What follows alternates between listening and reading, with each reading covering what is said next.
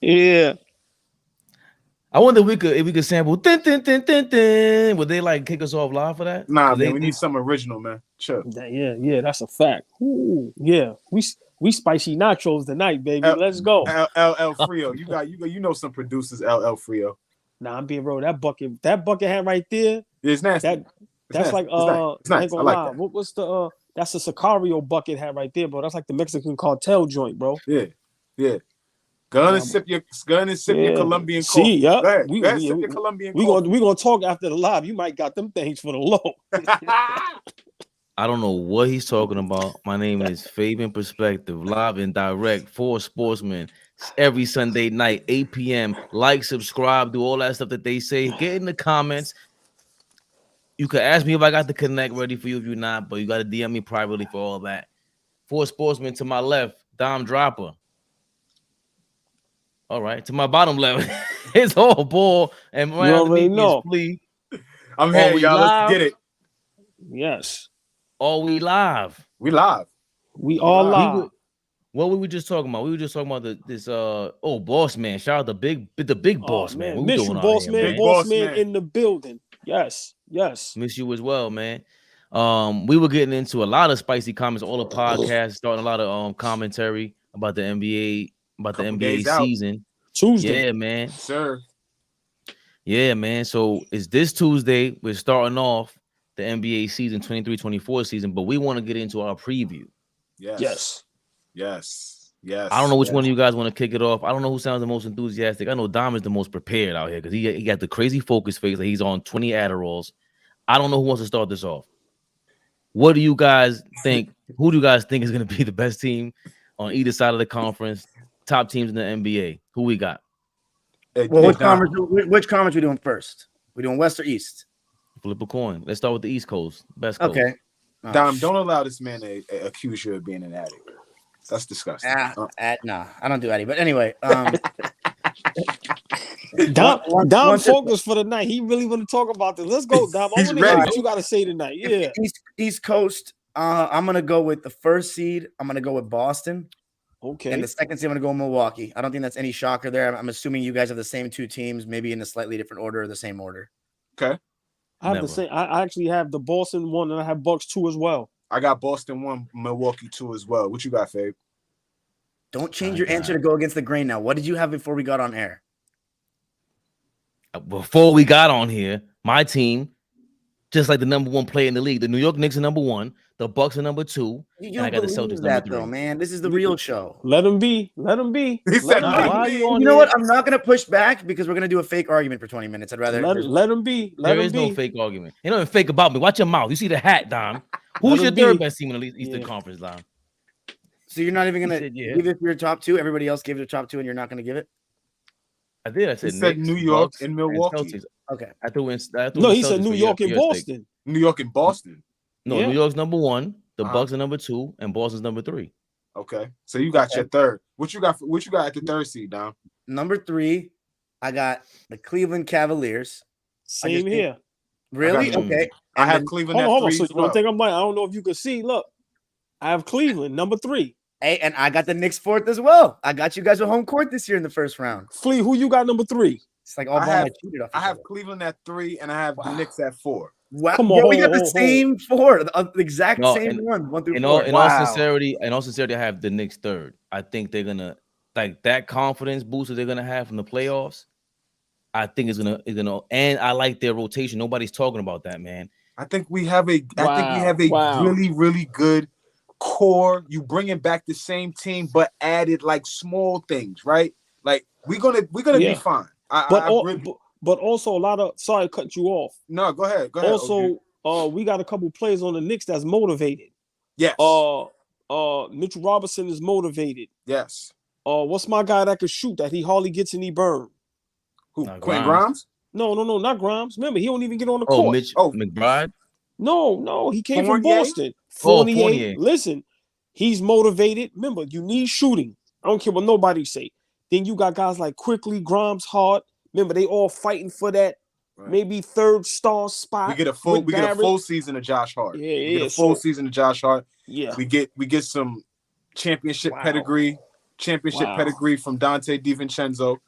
I like we the solid. subtle. Yeah, I think we did subtle moves. We didn't do anything drastic. You didn't. You're relying on a lot of like development stuff, but I don't think you guys made any big enough move that you're gonna make it past the second round unless there's an injury of some sort for another team. That's my opinion, though. I think your ceiling with Randall as your second best player and Brunson as your best is gonna be a second round. Unless RJ Barrett takes the leap we've been asking him to take for 3 years. But wait, Dom, let's kind of all right. I'm gonna be realistic. If Randall wasn't hurt in that second round, we had a legit chance to beat Miami. I totally agree. That was legit. Whether someone did Randall play in every game? No, he did not play in every game in the second round. I'm just I don't remember off the top of my head. No, he did not play in every game, and he was legit hurt. He got hurt in the previous series. It's not like he got hurt in the series. He was already he was already limping in the series, and so you go ahead. No, I was just saying for us to be able to win 2 games, extend the series 6 games. I think if we got a guy that is extremely, fully healthy, the series looks different. I'm not saying we win. I'm saying, the outcome of the series might look different. Might go 7. Who knows? No, you're absolutely right about that. Would you say? And then a game 7 in the Garden too. I didn't want to cut you off, Dom, but then we have a game 7 in the Garden. So right. So so that's all I was saying, Dom. I'm not, like I said, whichever way anybody wants to go, I'm not upset. But I'm just saying, with our team being fully healthy, we literally had a legit chance to make it to the Eastern Conference. So for people to still say that we only would make it to the second round, depending on, like I said, there's only 2 teams I fear right now, Boston and Milwaukee. If we ducking them in the second round, we have an opportunity to beat any of those other teams in the second round. Just my opinion. I don't want to stay on the Knicks thing because we'll be here till Lamar. But sorry. Let's go. Fifth seed. Okay. What are you gonna know? Go ahead, Fabian. No, I was just gonna say that the 9-man rotation is overlooked. Like they have 9 legit guys who can play in that rotation on the Knicks, and I don't want to spend too much time on that, but that's too many guards you can play, and they're not stars. They're unselfish. Brunson taking that deal, I'm telling you, leads the way. Because now Randall can't ask for the max deal like that and force his way. He will look crazy because Brunson's really better than you if we're gonna keep it 1,000. So we got Brunson on a discount right now. That deal is real friendly after all this money that all these other guys is getting. We literally giving our best player $105 million right now. The best player on somebody else's, the second best player on somebody else's team, Jaylen Brown getting $300 million. You know what I'm saying? So,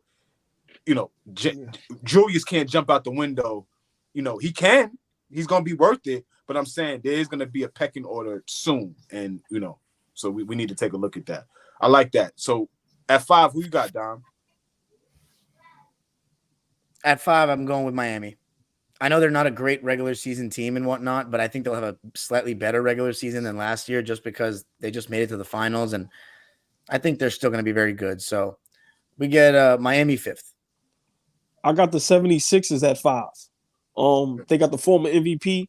I think whether James Harden plays or not, if he plays, they still solid. If they trade for him, like I said, I still think they're a good team. Depending on what Tobias Harris, if he could step up a little bit. But like I said, when you got an MVP on your team and you got arguably the first, second, or third best big man in the league, I'm going with the 76ers at number 5. Even without you know who? Who? Harden? Yeah. Yeah, because Harden's going to get replaced. It ain't like they're just going to lose Harden for nothing. So they're going to probably trade. They might be without him for nothing for a little bit. Well, that to me, that not trying to be funny, they might be better without Harden. No, I don't think that's a crazy take because Maxi's really, really good. Yeah. Let me jump. Go ahead, Fabian. I see you got something. Go ahead, bro. No, the Oubre signing is major. This is what I was that Bev off the bench too. This is where I was going. See, let me jump in right here, fellas. I got the same exact list so far as OG, right? I got Boston 1, Milwaukee 2, Cleveland 3, the Knicks 4, and Philly 5, right? Yeah, they might be without Harden, right?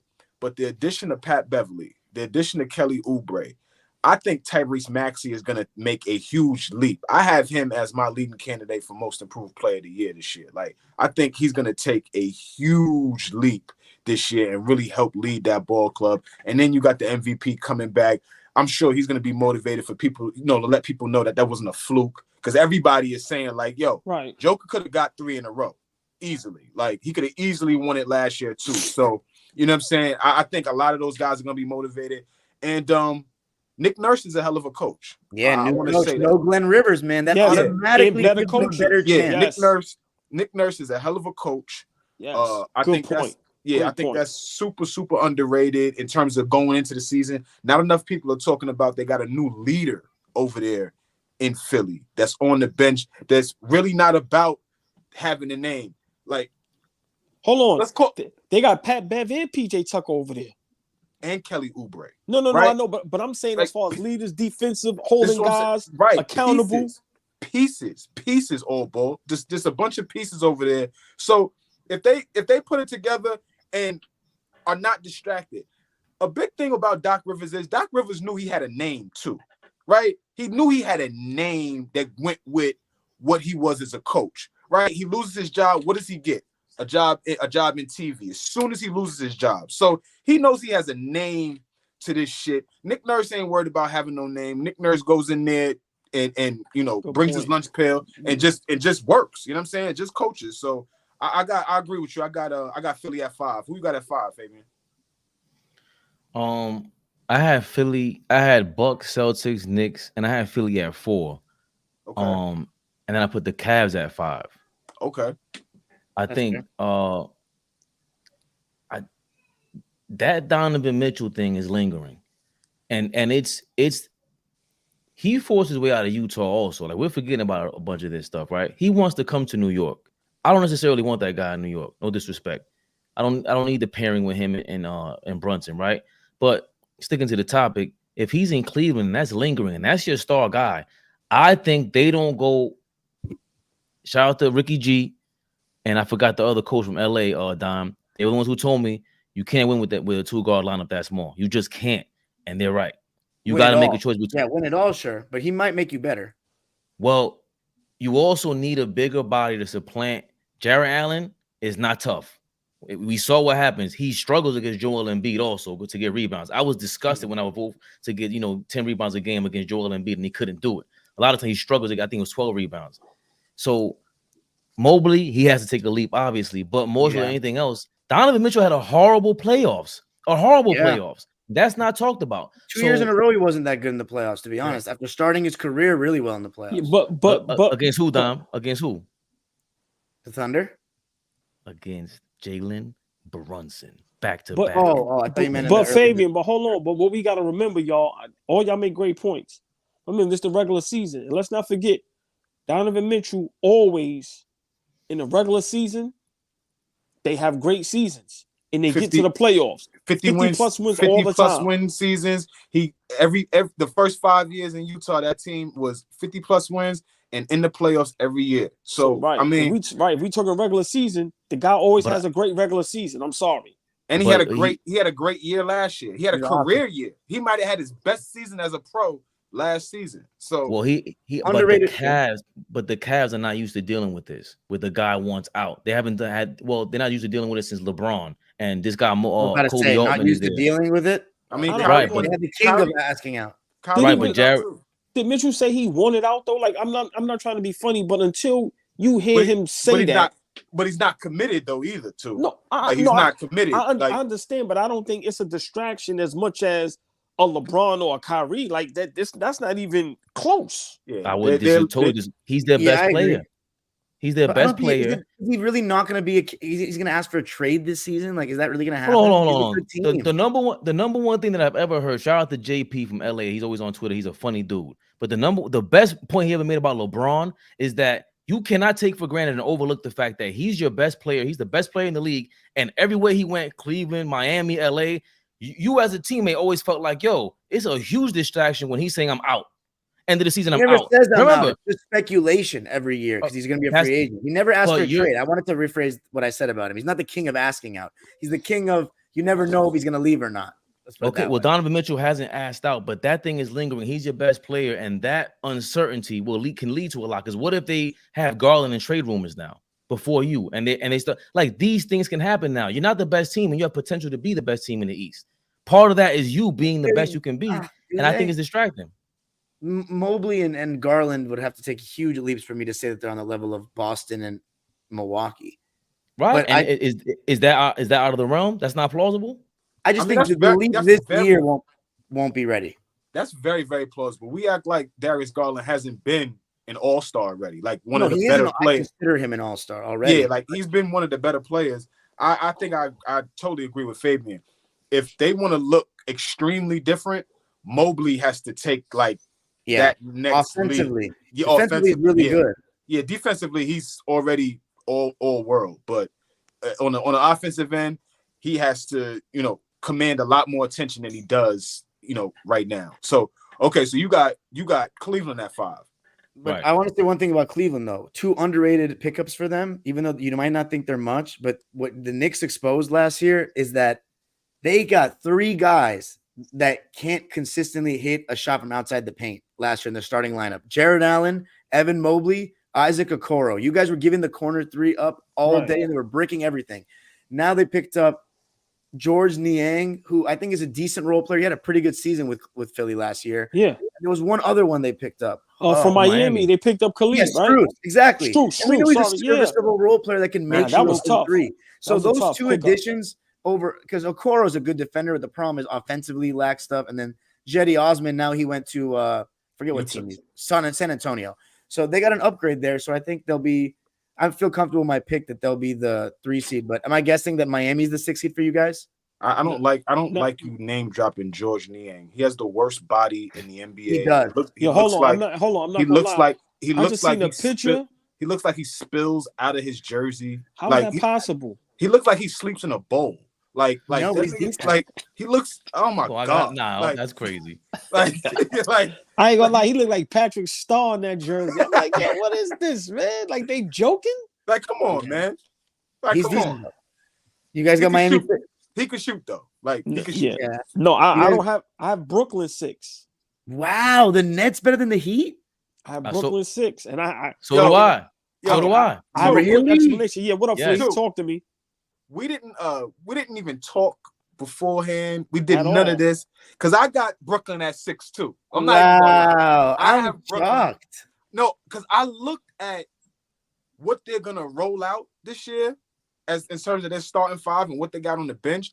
And then I've been looking at them during the preseason, just looking at what they look like, how they putting it together. Ben looks good. I'm gonna call it what I'm saying. Ben looks good. I've only seen highlights, and he does look more confident than he has since the layup. Don, he looks good. With him, Dinwiddie, Mikal Bridges, Nicky Claxton, and then who's the other? Cam Johnson or Dorian Finney-Smith. Yeah. This team is going to be an amazing defensive team. Amazing. I just don't know how much they can score. I don't know how much they're going to score but I do know that I feel like Bridges is going to take another step. Like I told y'all, him averaging that 26 a game in those 25 or 26 games he played with the Nets, I think he can parlay that into something like 20 a night. But I think he'll average more than 20 a night. Like, see that 23, 24 a night. Cool. Besides him, who's going to be giving them consistent buckets? That makes the case for me. Cam Thomas should get more minutes because he's a bucket. No, he's just a bucket. You just put him in the game and go score. But outside of Mikal Bridges, I have insight on that. I'll let y'all know off the live. Cam, man, a lot of problems, man. That's why he ain't getting no burn. His attitude is a little shaky. Yeah, it's a little shaky. It's a little shaky. Yeah. But Dom, I'm sorry. The reason why I picked Brooklyn is because I put them over Miami is because Miami doesn't care about the regular season. So that's fair. Yeah. So that's why, just like why I got Cleveland 3rd is for some reason certain teams is great regular season teams. Like Cleveland's going to stack up wins. Just like I think Brooklyn, a lot of motivation. Them guys are then. I'm gonna just say this. If you think Ben Simmons will see these guys getting $200-300 million, and don't he love his money too. He love his money. Free, let me get in the camera. If y'all don't think Ben Simmons don't see these guys getting $200-300, and don't say to himself, I could get 200. Because listen, we've seen a lot of former players. They starting to talk up for Ben, and they saying Ben is tough like that. They said his game. So, but yeah, I got Brooklyn 6. Dom, who you got number 6? Philly. But just to stay there real quick. Ben Simmons is a free agent at the end of 2025. Okay. So he's gearing up for a contract year too. So well, gearing for a contract year, but why can't he renegotiate? Especially if he shows out like this. Why would they offer him an extension? You know what he needs show himself. Hey, now watch this. Can I say there's this? no option right at the end of this year? My fault. No, there's no option. He's an unrestricted free agent. There's no option. I didn't see one. Okay. Now you want to hear how this can go crazy? You have a breakout year, and you get your ass over there to Golden State. Replacing Draymond? Listen, I don't care whether Draymond's there or not. Listen what I'm saying. No, you replace them. You replace him. Right. No, you replace him. No, Yeah. But I'm saying even if Draymond is still there, I'm just saying if that kid that's 6'10", and I said this before he went to Brooklyn, I could try to find it. Clay and Steph, he will put 3 more years on their careers. I'm telling you. We need to see Ben Simmons actually have a good season and look like. I agree with Dime, but what you're saying too is not far-fetched. Like if he's put it like this, the 4-time All-Star that he was in Philly, right? If he's any of that, I'm telling you, in Golden State, I'm telling you, where now you are younger than Draymond, bigger than Draymond, more athletic, and can guard just as well as Draymond. Not maybe even better. Like let's call it what let's really call it what it is. Yes, please do. Draymond is amazing on the defensive end, but I think Ben, when he's locked in, might be another level of defensive, presence on that end of the basketball court. So yeah, I would love that if that could somehow get put together. Right. That looks really good. And one the addition for me that's totally overlooked, and everybody's gonna realize it this year, is Dennis Smith Jr. is one of the best.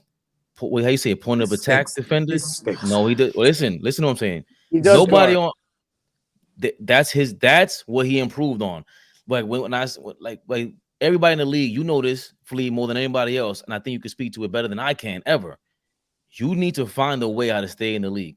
Dennis Smith has always been a super athlete, but it's like you can't really shoot like that. How do you really get buckets? You know what he did? He turned around and became an incredible defender. So you got that guy sneaking around. I'm not saying he's going to start, but you had him coming off the bench. Again, that's what I like about the Knicks.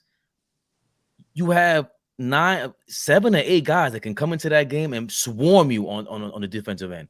Brooklyn's going to be tough.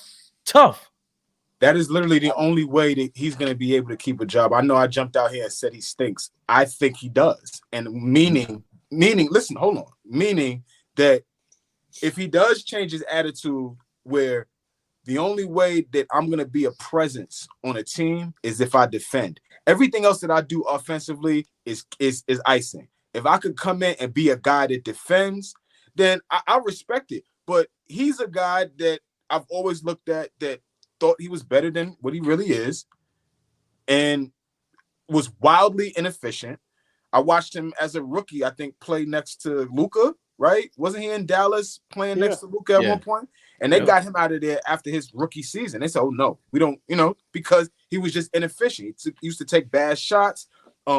He didn't give a damn about the defensive end. So like you're saying, he is night and day on that end. And he's going to be around, like Dom said, just a bunch of guys that want to defend. Dorian Finney-Smith, Cam Johnson, Mikal Bridges, Ben Simmons, Nicky Claxton. All of those guys over there want to play defense. So he may be okay. I'll agree with you there, Fav. He may be okay. So I got Brooklyn at 6. You said, oh boy, you had Brooklyn at 6. Yeah. Who did you have at 6 now? Philly. I was gonna say about Brooklyn though. I think they'll be an amazing defensive team, but I think that in the half court they're gonna struggle to get good looks all the time because they're really relying on Spencer Dinwiddie and Mikal Bridges so much. Nick Claxton, he's one of the best defenders in the NBA. He's super underrated defensively. Yeah, I think he might win. If Brooklyn finishes as high as you guys are saying, he should win Defensive Player of the Year. Honestly, he's gonna be amazing. He should have more votes last year. That was and he's gotten better too. Like watching him preseason, he's gotten a lot better just around the rim. Offensively, but just real quick, Don. But Brooklyn has to be careful with Claxton because he could be put in a position like Bam, to where you down there by yourself. and you can get wore down like that. So, you know, I just hope they get him a little help. So much length around him, though. Exactly. They're going to be in front of the ball so much with Bridges, Dorian Finney-Smith. But I just don't know about their scoring. That's the only thing in their shot creation. Cam Thomas would really help. But Dennis Smith Jr., Cam Johnson, Nick Claxton, these guys aren't going to be creating shots like that unless Cam Johnson really makes a leap in that aspect of his game. But remember, this team was like yeah. No, I'm sorry. No, this team was like a 3 seed when they traded Kyrie and Kevin, right? And then they dropped to like a 6 seed. So they were a 6 seed, but in actuality, they were like a 500 team. I think they've gotten a little bit better, but that's why I'm going Miami, because I know they'll still be like 8 to 10 games over 500 just because they have Jimmy and Bam. But I don't think Miami had a good offseason at all. They had a horrible offseason. Lost Strus, lost Vincent. I mean, is Kyle Lord Zeller. Yeah. And I watched that he's replaceable. I watched them Friday night, first half. You know, they played all their guns. Jimmy didn't play.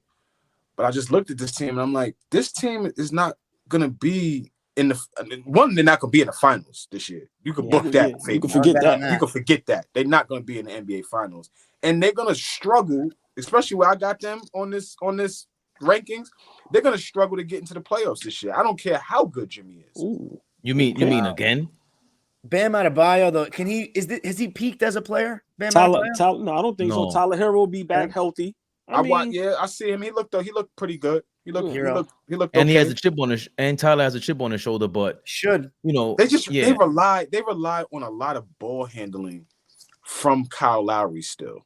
I don't personally like that. Like Bam initiates offense, but they need Kyle to like handle the shit a lot. And you got to get another guard in there. You lose Gabe Vincent. That ain't good. Like James Harden. I mean, they need James Harden much more than we do, for being real. I agree to that. Riley knows like what it takes to win, so he doesn't want that guy near his organization, which I understand completely and echo 100%. But Miami needs him kind of more. You disagree? I get it, but no. James Harden. Yeah. No, I agree with they need James Harden. I disagree with what you said about Pat Riley. Sometimes you can get in your own way. At the end of the day, Pat, you need help. Go get James Harden, even if it's for a year. Bro, you're going to bring James Harden to Miami? Yeah, that's going to be... Oh, man. Hell no. And that reeks of a desperate owner, team, everything. Miami is not desperate. I mean, they're not desperate. When you go to that organization, you either buy in or you don't. Or you don't, right? You either get swallowed up by the Miami shit, or you become in the best shape of your career and play some of the best basketball in your career. It's one of the two. Let's not forget, you got Jimmy Butler over there. You still got Udonis Haslem being the OG over there. Mm-hmm. James Harden ain't gonna get away with none of that nonsense. At least for 1 year. I'm telling you, they not going for that. There's a lot of adults in the room. So, exactly. You guys champion. Go ahead. I'm sorry, Fade. No. You painted his best case scenario. That's his dream scenario is going to an organization like that, because now you got the organization who has a play style. They have a system and they don't play any games. Who else do you go to when it's time to have an agent and negotiate for you? Like, look, you see what he did in Miami, right? It's like going to Bill Belichick when Randy Moss went over there. That earned him the Hall of Fame. I know it's a fraternity thing. Same thing with Harden when he goes to these negotiations. All these former players, Matt Barnes and Paul Pierce, what they talking about right now? He's playing himself out of the league. Look at Dennis Rodman. Not saying he's at that caliber, but look at when Dennis Rodman went to Chicago. Certain players, they go to a team, people say it don't work. But then if you got that strong nucleus, like I said, you got Jimmy Butler, you got I'm telling you, I think James Harden will be great in Miami, bro. I'm telling you. That's a clip. That was perfect. If he doesn't get swallowed. I'm sorry, Don. I'm sorry, because Rodman was kicking the cameraman. He was going crazy in San Antonio, and they asked Jordan, "Do you want this guy?" Like, hell yeah. He kicked the cameraman as a bull. Let's as a bull. Let's pick that. And two, if your babysitters are Michael Jordan, Scottie Pippen, and Phil Jackson, you're gonna become one of the best children in the daycare. Like, you're gonna become one of the best, right? They was able to put up with that shit. Yeah. Like right now, we think about it, right? Those dudes put up with that shit for 3 years in a row. Come on, it wasn't 1 year of Rodney. These niggas had this nutcase for 3 years they won 3 in a row. Like, if you got those three guys. So you telling me before we go to our 7th. So yeah. So you telling me Pat Riley, Eric Spoelstra, who don't back down from nobody, Jimmy Butler, and Udonis Haslem can't hold James Harden accountable? Shit, y'all kidding me. If they can't do that, then they don't belong. I'm sorry, say it again now. And it's a contract year. Dude, him in Miami he goes to Miami frequently when he doesn't not even playing against Orlando. Like, but you know what? All right, we can leave it after this. Sometimes you gotta let guys be who they are. As long as he's performing on the basketball court and he's not committing no crimes and breaking no laws. No, hey man, look at Allen Iverson. Look at Chuck. Here's my thing, right? When this is the only difference. I kind of agree with what you're saying, and I think that the Heat could really use him much more than the Clippers. But if a guy shoots 3 for 17, but they were doing the right things the night before, taking care of their body, the Heat organization won't care. But if you're 3 for 17 and you were blowing thousands at the strip last night, they're gonna be like, "What the fuck is good with?" That's just how the Heat seem to operate. But we spoke about that. That's the clear cut his trend. That's who he is. But this is a contract year. He got screwed over by Daryl Morey. I'm buying into what Tu just said because the Rodman comparison is crazy. He's never changed who he is, Harden, in terms of this stuff. Dime, I'm not even talking about changing who you are for the rest of your life. I'm talking about one season so you could get the $300 million contract. That's what he wants. He doesn't care about anything else. He wants to spend all that money on all them girls all over again. And the only way to do that for the rest of your life is that next contract guaranteed. He could do that in Miami. We'll see. Right. I don't trust the guy at all. I didn't realize how much of a thing it was until one of the Philly media members told me how much of a thing it really was. Well, for me, great segue. Number 7, we spoke about it enough. I have Miami at number 7. Okay. So do I. What do you have? What do you have at 7, Don? Now, what about you, Phil? You have Miami though? So I'm gonna be honest with y'all. Oh, yeah. No, I'm gonna be honest with y'all. Before getting the list together, I had Miami at 7, and didn't complete the list because I just didn't feel comfortable. I scratched Miami out. I have Indiana at 7. Indiana? Yeah, I got Indiana at 7. Whoa, that's a big leap right there. Huge leap from last season. Like I know they got better. Yeah, y'all gonna learn me. I jump out the window on some few things. Y'all gonna see on a couple of these lists. I'm gonna jump out the window. Wow, I'm excited to hear. Mine is Atlanta. You excited to see where I have Atlanta? No, he has Atlanta 7. My 7th is Atlanta, which is what they were last season. Right, I got Atlanta 8, but no, they were 8 last season. I'm sorry. For me, Indiana. I just think that they're going to be a lot better than what people think. Number 1, number 2, Halliburton is really, really good. I think he's gonna ascend this year into that top 10, top 8 range of point guard. Oh, point guard, right? Is he better than Trae Young though? Right now, what'd you say? Is he going to be better than Trae Young this season? He might be already. I don't know. He'll never be what Trae Young is offensively. Like offensively, Trae Young is just extremely talented. Just as a player, like who would you rather have for this season? Only if it was only this season leading your ball club, because they're both the best players in the team. Halliburton, I would. Wow, really? Let's go, Flea. Yeah, let's go. I love Halliburton a lot more than Trae Young, but Trae Young is nice, man. Now Trae Young, 27 and 10. But see, this is not a slight on Trae Young. You asked me who I would rather. No, I would rather Halliburton. But that's not to say Trae Young. This is a dude that was 29 a night in year 2, right? Trae Young is amazing, but Trae Young is also, he's height challenged. He's 5'10", 5'11" on a good day. Nothing wrong with that. Nothing wrong with it, but it's hard to go. We've watched him for a while now. They went up and picked up DeJounte Murray specifically because they could not hide Trae anymore. You can't hide him no more. It's hard to hide him now. So they had to go find somebody to hide him on a defensive end. You can't do that to Halliburton. Halliburton is legit 6'4". Okay. Like legit. But so what about the offensive gap that Trae Young the offensive gap, like I don't think Halliburton will ever be as naturally talented as Trae Young. But I think as he's going to be able to shoot it well. He already shoots the 3 ball at a really good clip for a guy that's only 2 or 3 years in the league. Hell of a leader. I just think the combination of him with Carlisle will be a good combination, and they'll start making leaps. So I got him at that 7 range. AllBall? Who you got 7? Oh, no.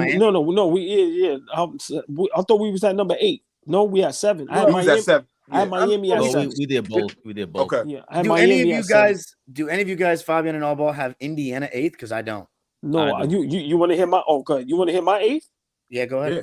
I got Chicago at 8. Wow. Okay. That's not that crazy, but you guys are really low on the Hawks, huh? I think Atlanta, this is the first full year of Quinn Snyder. They still have 2 star players, basically, Trae Young and DeJounte, and it's the second year of them together. DeJounte is not a star player, but I'll let you finish. Okay, he's a borderline all-star, but you're not going to tell me. Oh, man, here we go. Not even a borderline all-star? He's easy 25 and 5. I mean, he's made an all-star. Dom, you the same person that say Dame Lillard's not a superstar, but we going to call Murray a star? Stop it, Dom. Come on, bro. He's a star to me. But I got Atlanta at 8 though. I have them at 8. Jalen Johnson is going to be their starting power forward. Good athletic player. He almost hit his head on the backboard the other night. Really? Yeah, he's extremely athletic. Right. Their bench is just a little bit like AJ Griffin. Who else is they got over there? Bogdanovich is still good. Yeah, skill can shoot the ball. I just don't think Atlanta, just kind of like how I feel about the Knicks, but I think you guys are better. They just didn't really do much to really improve this team. They're really relying on the Trae Young getting better, Murray getting better, Hunter getting better. They traded John Collins. Which may help them because it seemed like he just didn't fit in his role there. Yeah. So I think Indiana will be solid. Atlanta will be solid. I got them at 7. I think their supporting cast around Trae and DeJounte is not quite good enough to really make some noise past. They can't get out of the first round of me with this team. So who you got 8? 8, I have the Brooklyn Nets. Okay. We talked about them enough, but let's talk about Indiana more. I want to actually talk about Indiana more because the only hesitancy I have with them is the same thing I had last year, and they have a better team this year. But if Halliburton is out, they are in trouble to win any games at all. Like seriously, win any games. I think Mathurin takes another step. I didn't finish that. So I think Ben Mathurin takes another step. You know, they still got Buddy Hield, one of the best shooters in the league. Is he gonna come off the bench this year? That's a great question. That's a great question because now Bruce Brown is over there. Now you got a guy over there that has just won. You know, when you bring that kind of energy in the locker room, that means something. You know, they got a guy that just wants to jump around, fly around the floor. They got Obi now, right? So they got a different look over there now. I know how you feel too about but it's just a different look. Now you got guys that could just rim run. You got guys that are just athletic. You got guys that you could throw Obi at a 1 through 4. I'm not saying that he can guard 1 through 4, but he's just gonna run out there. You know what I'm saying? He's athletic enough to just stand in front. You know, so capable rebounder when he plays enough. So I think I got them at 7. That might be a little much, but that's my gut. I got them at 8. Because you got them at 8. I got them at 8. I love that you guys brought up Trae Young because I love Trae Young. He's a villain. I love anyone that plays the villain, but it's not just he's vertically challenged. He doesn't shoot as efficient as Halliburton. How about that? And he's supposed to be the scorer. You guys keep bringing up. Okay, he shoots 29. He scores 29 points, but how many shots? Yeah, but Halliburton shoots. But Trae Young's shot profile is much more diverse than Halliburton. You know, but he's also taking more. Way better floater. He's not creating more for his team than Halliburton. There's no way. Halliburton has. Halliburton been to the playoff. Halliburton been to the playoffs yet? No. He's never played what are we talking about? Anything in his entire career. He ain't even get himself to the playoffs yet. What y'all talking about? Yeah, he had one season with Indiana. He doesn't have the team that Atlanta had way more talent than Indiana. It doesn't even matter. My point is that he's a way better point. He might be the best pure point guard in the league. Actually, we're not even talking about that. With a run and gun team, pure point guard. Which one we want to have? Pure point guard or point guard? If we talk pure point guard, then Rondo was top 5 greatest pure point guards all time, right? Who's the best table setter in the league right now? Too best table setter in the league right now for you. When you say table setter, explain a little bit. Who is your Chris Paul? Who is your there is none. John Stockton. There is none. Who is your Joker? There is none. No, hold on, Flea. I'm being for real. I'm not trolling. Okay. There is, to me, I like Halliburton. I'm not as high on him as y'all are. But to me, there is no Stockton or Chris Paul in the NBA today. There is none. I don't think Halliburton is close. There is none. I would say Halliburton is probably the closest. That's why. I don't think like the way the NBA is now. Like when I grew up, like I was told like bring up the ball and make a pass first if as a point guard just to like get the offense moving. But now they get their point guards running into the pick and roll right away because eventually that's where it's going to go, right? is for the point guards to be pick and roll guys now, and they can create everything. You know who's a pure point guard that don't get no props, and y'all may laugh at me? Mike Conley. That's a pure point guard. He's a good table setter, actually. That's a great table setter. He can play pick and roll, but it's just that he's not a star superstar. But if we talking just pure point guard, then I will go with Mike Conley. But he's not in that class of those guys. He's the last of a dying breed. That's true. Yeah, but I think pick and roll. I think Halliburton is going to be that perfect mix that kind of starts ushering back that point guard that is able to set the table and still score it. Like, he's not a volume scorer like the other point guards of today. Every point guard of today we talk about is a volume scorer, just like, especially Trae Young. Trae Young is a volume scorer. I don't think Halliburton is a volume scorer, but Halliburton, at his peak, is still going to be able to get you 20 to 25 a night, be able to get it for you, but and Fabian, still have 10 assists. But Fabian, but before you go, Fabian, I didn't mean to cut any of y'all off. Yep. I'm just saying, for me, a Halliburton, drag your team to the playoffs first, and then I give you props, because no matter how no matter how small or pose a big Trae Young is, Trae Young, Dame, Curry, Kyrie, we can Fox, Brunson, these guys is leading their teams to the playoffs. He doesn't. Right. Okay, but that's a terrible, in my opinion, that was a bad comparison, because a lot of those guys are playing with another star player. No. Once again, he has one of the best shooters in the league. He has Turner, which I know the kid was hurt. Healed. See, here we go. He's a good shooter. He does nothing else. See, y'all make excuses for guys. So you're telling me that Indiana? Wait, time out. You're telling me that the Indiana Pacers were supposed to make the play-in last season? I thought they were going to be the worst team in the East. If you're that guy, I'm gonna just leave it at this. If you're that guy, drag your team to the playoffs. Now, Dom, you just said what you that just was said. His breakout season, give me Trae Young's star that he ever played next to. DeJounte Murray is the best player he's played with. He's a good player. He made the All-Star team and was leading them to the Spurs. Before DeJounte Murray. Nothing. Before DeJounte, that team that beat us in 21 and went on to the Eastern Conference Finals.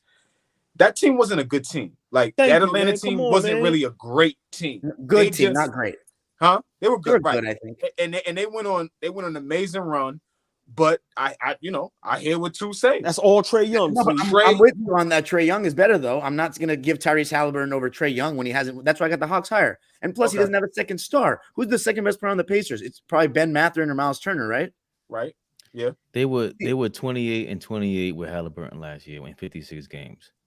The Atlanta Hawks were 41-41. Like, let's stop. But as I said, who went to the playoffs? Who went to the playoffs? Is that if Trae Young is out, they have DeJounte Murray. If DeJounte Murray is out, they still have Trae Young. If Tyrese Halliburton doesn't play, the Pacers are screwed. They have to look at Ben Mathurin to basically create all their offense. Who the hell else is going to create shots for these guys? DeJounte Murray not winning games by himself. Thank you. Get out of here, man. Niggas over. That's a lie. Oh, that's a lie. That's a lie. He's much better than what the Pacers have. The Hawks beat the Knicks without Trae Young. What are you talking about? DeJounte Murray is a starting point guard in this league. Yes, he is. The Pacers won 7 games without this dude. They totally missed the playoffs because he's out. So of course, we can go out and do whatever we want. What is Trae Young going to do? What are the Hawks going to do if Trae Young isn't there? They can still win ball games. The Pacers cannot do that. Everything runs through this guy. The entire DNA of the Pacers is him. And they have the right coach to do all this. I'm excited about them. The entire DNA of Atlanta is Trae Young. I understand, but you're underestimating that. Huh? He's on his 3rd head coach, by the way. Who? He's not a problem? No, I have a lot of issues with Trae Young, and I said that already in making my comparisons with Tyrese Halliburton. So we could, you know what I'm saying? Like we clown. I don't want to spend too much more. We talk shit about Halliburton last week. Like, he's good with words. He sounds good on TV and in front of the camera. But to be honest with you, he's also seems to be able to be, it's easier to play with him. It's easy. He's more coachable. Like, this kid. Trae Young has not gone even close. I agree, but I just want to say one thing. All ball. I didn't seem like you watched that Boston series closely, because DeJounte Murray really came to play in the playoffs, man. And in San Antonio, he was good. I hate that laugh. I hate that laugh. Who? the guy y'all say that's too little, that gotta be helped and they gotta cover for him. Who won the game? Trae Young is the man. He is their guy. But why are we acting like DeJounte Murray is not a good player, man? Because he's not. You're You so know he who is. won the game? You mean who caught fire at the right time? Okay, he's clutch. I give him that, but he does not shoot that well. He can shoot you out of a ball game. DeJounte Murray. Okay, he's not a great jump shooter. He can handle the ball well. He's got a great floater. Actually, embraces the mid range and is good at it. And he's got good length. He's a good defender. No, he's a hell of a defender. Whether he played the 1 or the 2, he's not even top 25. Yes, he is. Don't do this now. I would take DeJounte. Oh man, don't do this. You'll take DeJounte Murray what? Top 25 what? Player or at the position? So he's not a top 20 point guard, and he's not even probably a top 30. He's not a top 20 point guard. Yes, he is. Every time we name the top 20 point guards, we don't even mention him. What are y'all talking about? Several of us did. We should have. Yo, we got We got on time constraint. We got to get to that West Coast. We got to get to the West Coast. Right. Let's get rid of these. What is the bottom half of this? Go ahead. Yeah, go ahead. With the bottom we're still on the number 9. I got Atlanta. Okay. Number 9. I have Chicago. Okay, so just flip flop. What you have, Dom? Number 9. I'm going with a different route. I think Fabian may be feeling me on this one. This is my breakout team, the Orlando Magic. Okay. Oh, I had him at 10. Okay. Because, dude, I think Paolo Banchero and Franz Wagner are like gonna be stars, whether or not they're this year or they're gonna be soon. I actually am not gonna lie. I did not watch the Magic play much last season. I mean, why would I? You know, I'd rather watch a lot of other teams. I'm sorry. I would just rather watch a lot of other teams. They fun to watch, and they always got our Knicks number, so I always watch them. They definitely fun to watch, and they tough. I'm in the West, so we don't get to see them much anyway, right? Got you. Paolo Banchero, extremely well coached too. Jamal Mosley is a heck of a coach. He's shown himself to be a really good coach. What are you saying, Fabian? You kind of look like Franz Wagner. Like you should be watching this guy on TV. He's a white guy. Anyway, Max Strus. Oh man, I thought that Fabian was Max Strus. No, I am. I'm talking to him. He knows. Okay, so I think Franz Wagner and Paolo Banchero are really, really good. I think Wendell Carter, he seems to be shooting threes now. I didn't think he was that good at them, but then I saw that he was shooting like 36% last season. So it seems like he will be a good pick and pop player for them. And then Markelle Fultz, he's really come back to being a decent basketball player again. They're moving him down. Yeah. They're gonna move him. Why? Because Cole Anthony is not going to make them move. Jalen Suggs is going to have a better season this year. I'm saying I think that they're going to probably choose Suggs and the other guard, but I feel they should. And then Black was and they just drafted Anthony Black. They're going to move folks. Maybe I like his defense though, Markelle Fultz. I do too. I like his game. I love the fact that he figured out how to play basketball again. Like he looks good. But he would look a lot better somewhere else. Oh man, I like that team. What was that number? Because all right, I had Atlanta 9. Jonathan Isaac. I got Indiana number 10. I got Miami at 10. Wow, okay. That's insanely low on my. I know they're not making sense. Whoa, I got Miami at 10. They were number 10 last year. I'm 9 on 10. Get out of here, man. That makes sense. They were 7th best record, bro. And I got. They made the play-in though. They had to fight to get in the play. I know, but 10 is like you're hanging on by a. What's the difference, bro? Like I said, I watched them on Friday night. Again, preseason. Jimmy's not playing. I get it, but just not a good team. I'm just looking at the ancillary pieces because that's been their calling card for the last 3 or 4 years. The extra pieces that they fit, like RJ Hampton. I don't know if y'all remember RJ Hampton. He used to play for Orlando. He's a young kid. Yeah, but RJ Hampton, you know, they might find the most out of him though, RJ Hampton. Right, but Miami always figures out a way to resurrect a dude's career that, or find a dude that is just not that good or, fell through the cracks for these other teams. Like I was watching the other night, I was like, damn, did Miami save this dude's life? Because he looked like he know how to play basketball again. So I was trying to figure out what are the guys that are going to be the Max Strus, the Gabe Vincent, the Caleb Martin? Who are those guys that's going to have that kind of effect? I didn't see it. And they had a bunch of niggas running around out there. They must be relying heavily on Tyler Hero then. That's the only thing I can Good luck with that. And I don't think he's a bad player, but good luck with putting the onus and the regular season success on his shoulders. Good luck with that. Well, Dom, y'all talking about Orlando. I got Orlando. For me, I got them at number 11. So just missing out. So you have Indiana. I have Indiana at 10, Atlanta at 9, and I have Orlando just missing out at 11. Okay. I mean, yeah. Oh, go ahead, Don. My bad. No. You said Flea said Chicago at 9, right? I got Chicago at 9, Miami at 10, and then I didn't even go past that. Chicago better than the Heat? I'm surprised you're going with that because they're like, I don't know. I think there's two things going on over there, and I think it'll look a lot better this year. They know that people are talking about them, and I'm talking about DeRozan and Levine. Yeah, they know people around the league are talking about. Yeah, they're good players, but they don't know how to win. They DeMar left Toronto. They won a championship, right? Like, that Levine is not a guy that's won many games in the playoffs. I think that they have a lot to prove just as individual basketball players, how they affect winning, right? So I think they're going to have a better showing. I expect Vucevic to be better this year. So I got them down at 9. I don't think that they're going to be better where they're like a solidified top 6 seed. Well, you know what, Dom? Yeah, I think once we get past 11, I mean, for me, I could just run off the next 4. We ain't really got to discuss. I got Charlotte at 12. I got Washington at 13. I got Detroit at 14, and I got Toronto at 15. Toronto was the worst team. The worst team in the East. They still have Siakam on their team. They brought back the same starting lineup. They brought back the same starting lineup that was like the 9 seed, basically, with the exception of Fred VanVleet. They still have a decent starting lineup. They have Scotty Barnes, Gary Trent, Siakam, Jakob Poeltl. They lost their second best player, Dom. Yeah, but Fred VanVleet was good, but I don't know. He was a little bit of a. That's what I'm saying. His shooting dipped last season. One of those two guys are gonna get moved, either OG or Siakam. So the team that's the 5th starter, OG Anunoby. But here's the thing: if you're banking on one of them getting traded, I could do the same for Chicago as well. But fellas, hold on. And I agree with you. I agree with you there, Don. Yeah, I agree with you there. Why, when it comes to VanVleet, everybody just poo-poo that, like as if when they made that run, he didn't play vital part. He doesn't hit big shots, and right. And they second best player, he was. You want to talk about? We talk about guys that are inefficient and this and that. Fred VanVleet's shooting dipped like crazy last season. This is what I'm saying too. Fred VanVleet was great. So what do you have Toronto? But there's a lot of guys.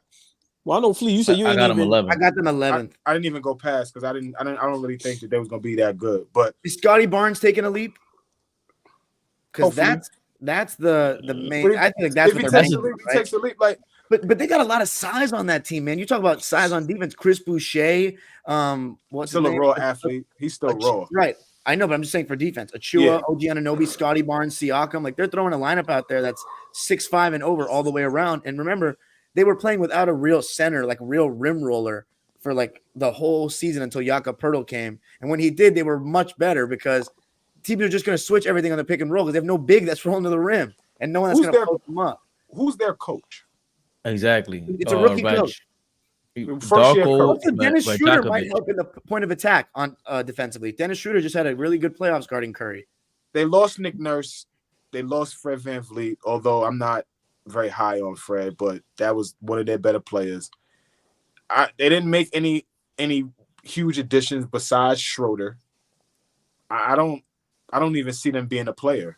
I might not watch one game of Toronto. I'm just being honest with y'all. Siakam is still much better than you guys are giving him credit for. He is. No, he good. 25, 5 and 5, and good defense every night. Who's not giving him credit? It's not about him. I think no matter what, Siakam's not a number like the ball handler. Like they can really still end up in 11th from 11th place to 15th. They can really everything relies on, in my opinion, Scotty Barnes. That's what I'm saying. If Siakam is your best player, you a playoff team? Well, he was their best player in 2022, and they were a playoff team. They had Fred VanVleet, though, playing really well. It was a different team. They better coach. That's why I got them in the play-in. They dropped Fred VanVleet I'm talking about, huh? Yeah, no, I think Fred VanVleet's good. I got them lower, bro. They were what last year? 19? For me, the Fred VanVleet thing is like no, Flea, I'm not vouching for him. I'm just saying, you see how that just quick. You see how it just quick. Was like, but they made the playoffs. But Fred. I'm just saying, let's not act like Fred VanVleet was not solid over there. That's all I'm saying. Yeah, that's all I'm saying. They have to rely on Siakam a lot offensively. There was a bunch of pieces there together that led them to to the championship, and then the next year they made the playoffs again because they still had that DNA. But I was gonna say that's who Brooklyn reminds me of, is that era's Raptors. They're long like that, and I don't think the Raptors have that. They're kind of like letting go of that, and that's what I'm saying. That of that era, Scotty Barnes, if he doesn't play and take a leap in his third season, and he's kind of arrogant. He's doing a lot of I see him talk too much. Last he was talking to who was it, RJ Barrett or somebody on the Knicks. He's talking too much. Nah, he got to chill out. He's talking to Quentin Grimes. He told Quentin he wasn't like that. Yeah. So Scotty Barnes, you ain't like that right now. You got to step it up. I don't care where do you guys have Toronto? AllBall says they're the worst team in the East. That's crazy to me. Unless they trade Siakam, that's crazy to me. I got him 11th. Who you got? We got him, Fleet. Okay, so I got him 11 too. I don't have them the worst team in the Eastern Conference. I think who do you have? Yeah. Worst team in the Eastern Conference, the fucking Washington Wizards. Yeah, fuck so those dudes. They're gonna be dog shit this year. It'll be fun though with Jordan Poole. They'll be fun to watch. I got them 13. So Jordan Poole will be top. Jordan Poole will be top 5 in scoring this year. You could book that, but they're gonna be dog shit. Daniel, what's their starting lineup? Daniel, that sounds personal. Look, because I got my one of my closest friends, Simon. Shout out to Simon. He's a diehard Washington Wizards fan. Hey, Samo, they're gonna be dog shit this year. Garbage. Number 15. This goes out to you. This goes out to you. That's a fact. Yo, let's jump in the comments before we get to the Western Conference. Right, real quick. What they talking about? So many other teams. But Don, who do you think is the worst team in the Eastern Conference? I agree with Flea. The Wizards are going to be fun to watch, but they're not going to be very good. I mean, Dylan, what's his name? Tyus Jones is a good player, though. I think he'll win him some games. But Denny Avdia, Corey Kispert, Koulibaly will be fun. That French kid. Koulibaly. Now they're actually going. My son Bilal. Bilal got the best name in the league right now. Bilal. Y'all remember Martin from House Party? Bilal. Bilal. That's a fact. Switch. Dragon. What are you going? Dragon Breath. Dragon Breath. With the DJ. Yeah. Come on, man. That's classic. Yeah. Come on, now. Ain't my type of hype.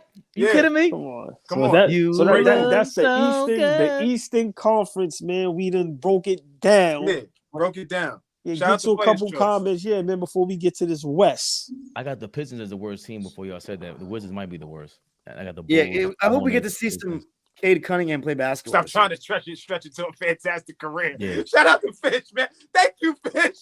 I got Indiana. I got Indiana 10, by the way. Yo, Fish one-liners is crazy. Me too. I got Indiana. I got Chicago not making it. I think they're gonna trade one of them. Yeah, okay. Me too. Van Fleet had a championship. I agree with that too, Dom. I absolutely think one of them is getting moved. We're gonna get to the comments, or you wanna?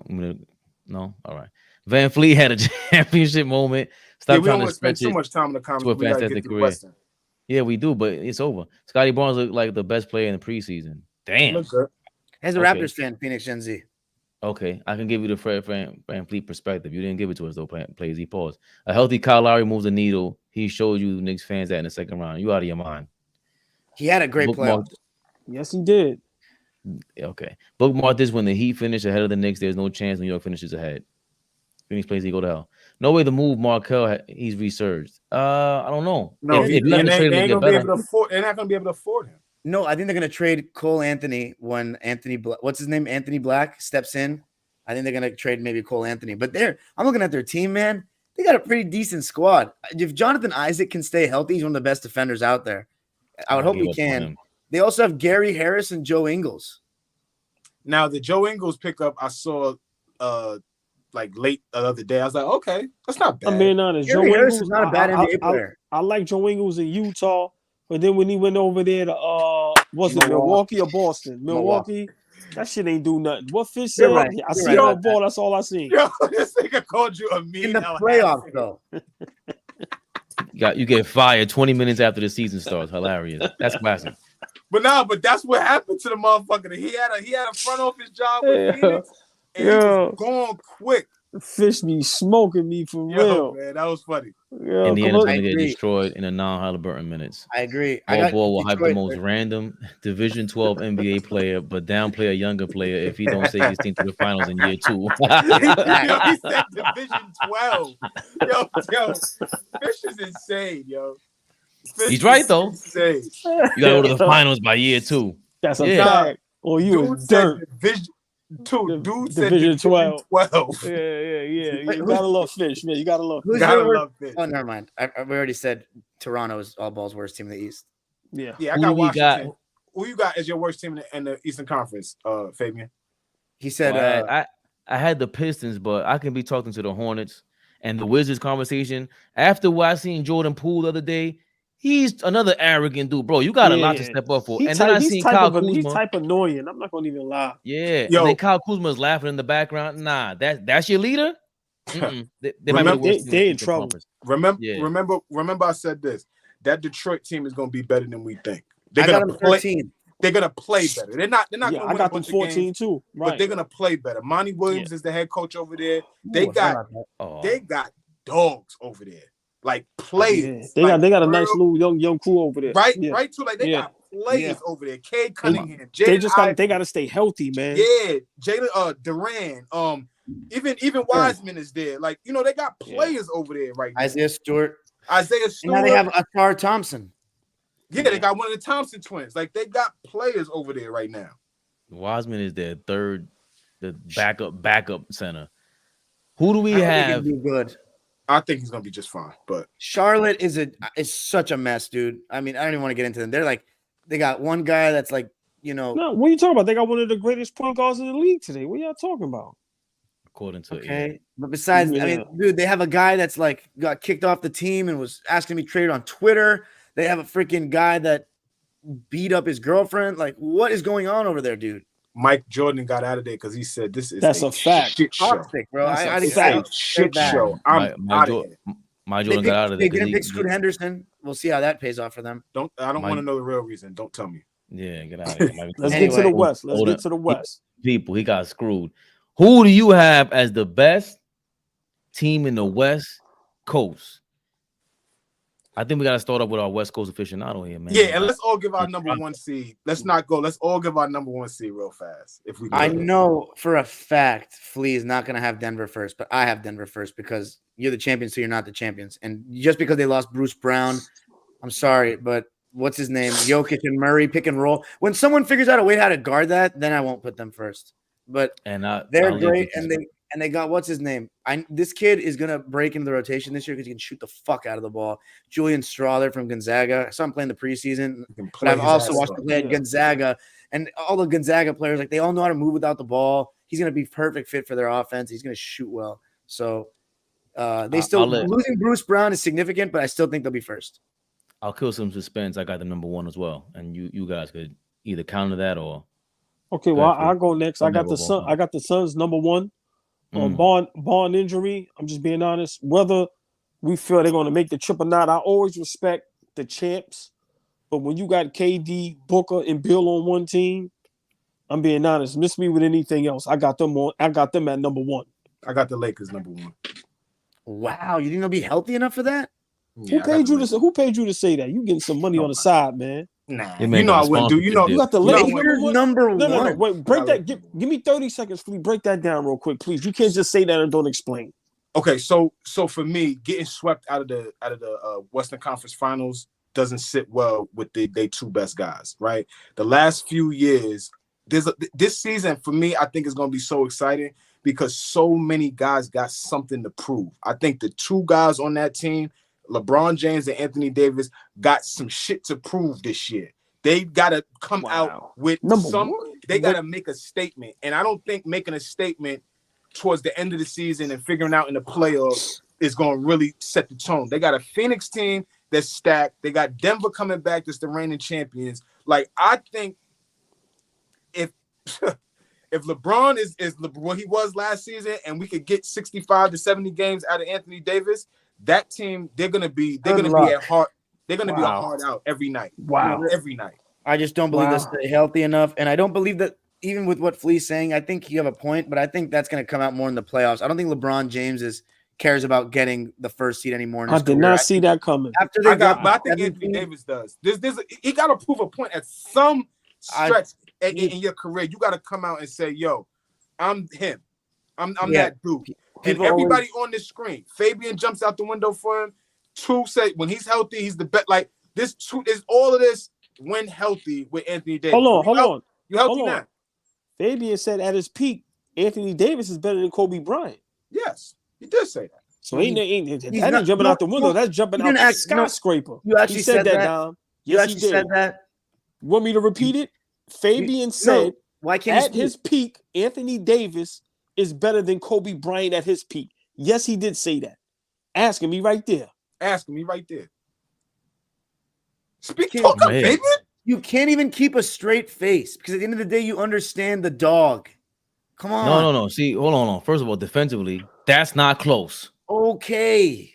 And that's not between AD and Magic either, or Steph Curry. Make your point. Say it again. It's not close defensively between Magic and Steph Curry and with AD either, but they're still better than him. Hold on. Let's get this clear. Anthony Davis, that talent is all world, had a chance to be the best ever kind of talent. Kobe Bryant, in my opinion, never had that chance. What? Never. I don't want no parts of this. Listen, what? I want no parts of this. Once again, the only time he Anthony never Davis had a chance to be the best ever. First of all, he is the best ever. He is the best ever. This gonna get ugly first. This gonna get ugly. Let's go there first. Lord have mercy. It's he's better than your favorite player. He's better than your dad's favorite player. He's better than all of our. He's better. Like, cut it out. Stop that shit. He has better footwork. Nah, he's just better. He can score the ball better. You've ever seen in your life. I'm telling you. Maybe he's definitely a better leader, and he goes out there. But I'm not saying Anthony Davis. Wow, his peak doesn't even really exist, if we're going to be honest, right? But that 2020 season, we're not talking about a guy who doesn't have a peak, okay? Right, but I'm just saying the 2020 season where this whole conversation started at. That guy is a difference maker when you bring him, because AllBall had a comparison between the 09 Lakers, 2020 Lakers. That guy is the difference. He was the difference last year in the playoffs. Without him, you're dodging the question. Yes, he's a fucking difference. We know who he is. Let's not waste time because we have 13 other teams to get to. Do you think he's better than Kobe? No, hold on. Let me play devil's advocate. That's not what I'm saying. Hold on. That's all we care about because we have 13 other teams to talk about. Hold on. I get that, but he brought that up. Hold on, Fabian, because Dom is a LA native, Flea, big Kobe Bryant fan. Let me play devil's advocate. At their peak, Anthony Davis, I'm not agreeing with Fabian, but hear what I'm saying. He can knock down a three. He can put the ball on the floor. He can knock down the mid-range. He can put you in the post. And defensively, it's not even close. I'm just saying. Why do we say defensively it's not even close? I just want to get an explanation on that. Fabian, it's not. I mean, Flea, it's not even close. Anthony Davis. I'd like to understand that. All right, no problem. Anthony Davis, healthy at his peak. This is what we're talking about. If they're healthy at their peak, is one of the greatest defenders probably the game has ever seen. I don't disagree with that. And I don't disagree with that, but how do we diminish a guy that at his position during the time that he played was the best defender at that position? I'm not denying. I don't think he was when Tony Allen was the best. For 9 straight years. He was never the best defender ever. I'm sorry. He never was the best defender. I said at his position. At his position. He never was.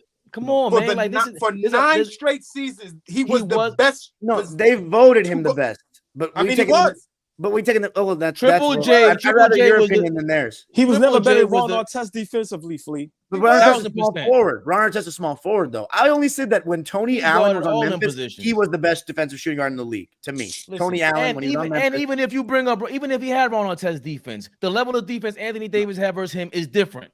It's not Kawhi. It's a different level. It's a big man that's guarding. He's guarding 1 through 5. 1 through 5 legit in this era. Anthony Davis does that. Overhyped. That's not overhyped. He just guarded Steph Curry. If you can fucking hedge out on the screen, that doesn't mean that you can guard. That's not. That wasn't. You're not gonna guard a 1 for the whole fucking game. But AD's not. Kill that shit. Anybody all game. That's a myth. That's a fucking myth. That's why I don't want no parts of this. That's a fucking myth. Nobody can guard 1 through 5. That's AD. One of the only people that actually does in the league is AD. He can switch. No. Who's guarding anybody all game? That's the difference between AD and every other team. Any team with AD on it. Oh my God! Because you can hedge out on the screen and stop the one from going down. He's not a hedge out. That's not a hedge out. That you can guard Kyrie Irving for 35 minutes a game. Yeah, we're gonna back to the chair and right. guard It's too Kyrie late. Irving You brought for this 35 minutes a game. Fellas, let's finish the This is list. what happens.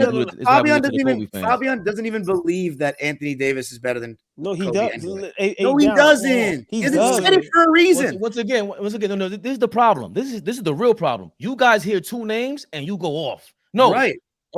At his peak, rightfully so.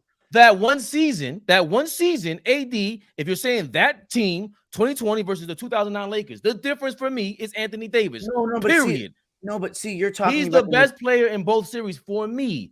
The defense is what does everything. But you guys change it into careers. Clearly, career-wise, Kobe's better. Wait, time out. What are you talking about? You're saying Anthony Davis is the difference. You should have said that before. I wouldn't have wasted all my fucking energy hollering at you. That's your fault. You didn't listen to that. You fell right into the trap. Fabian, you're saying Anthony Davis is the difference maker in a series between those two teams, or do you actually think he's better than 2010 Kobe was?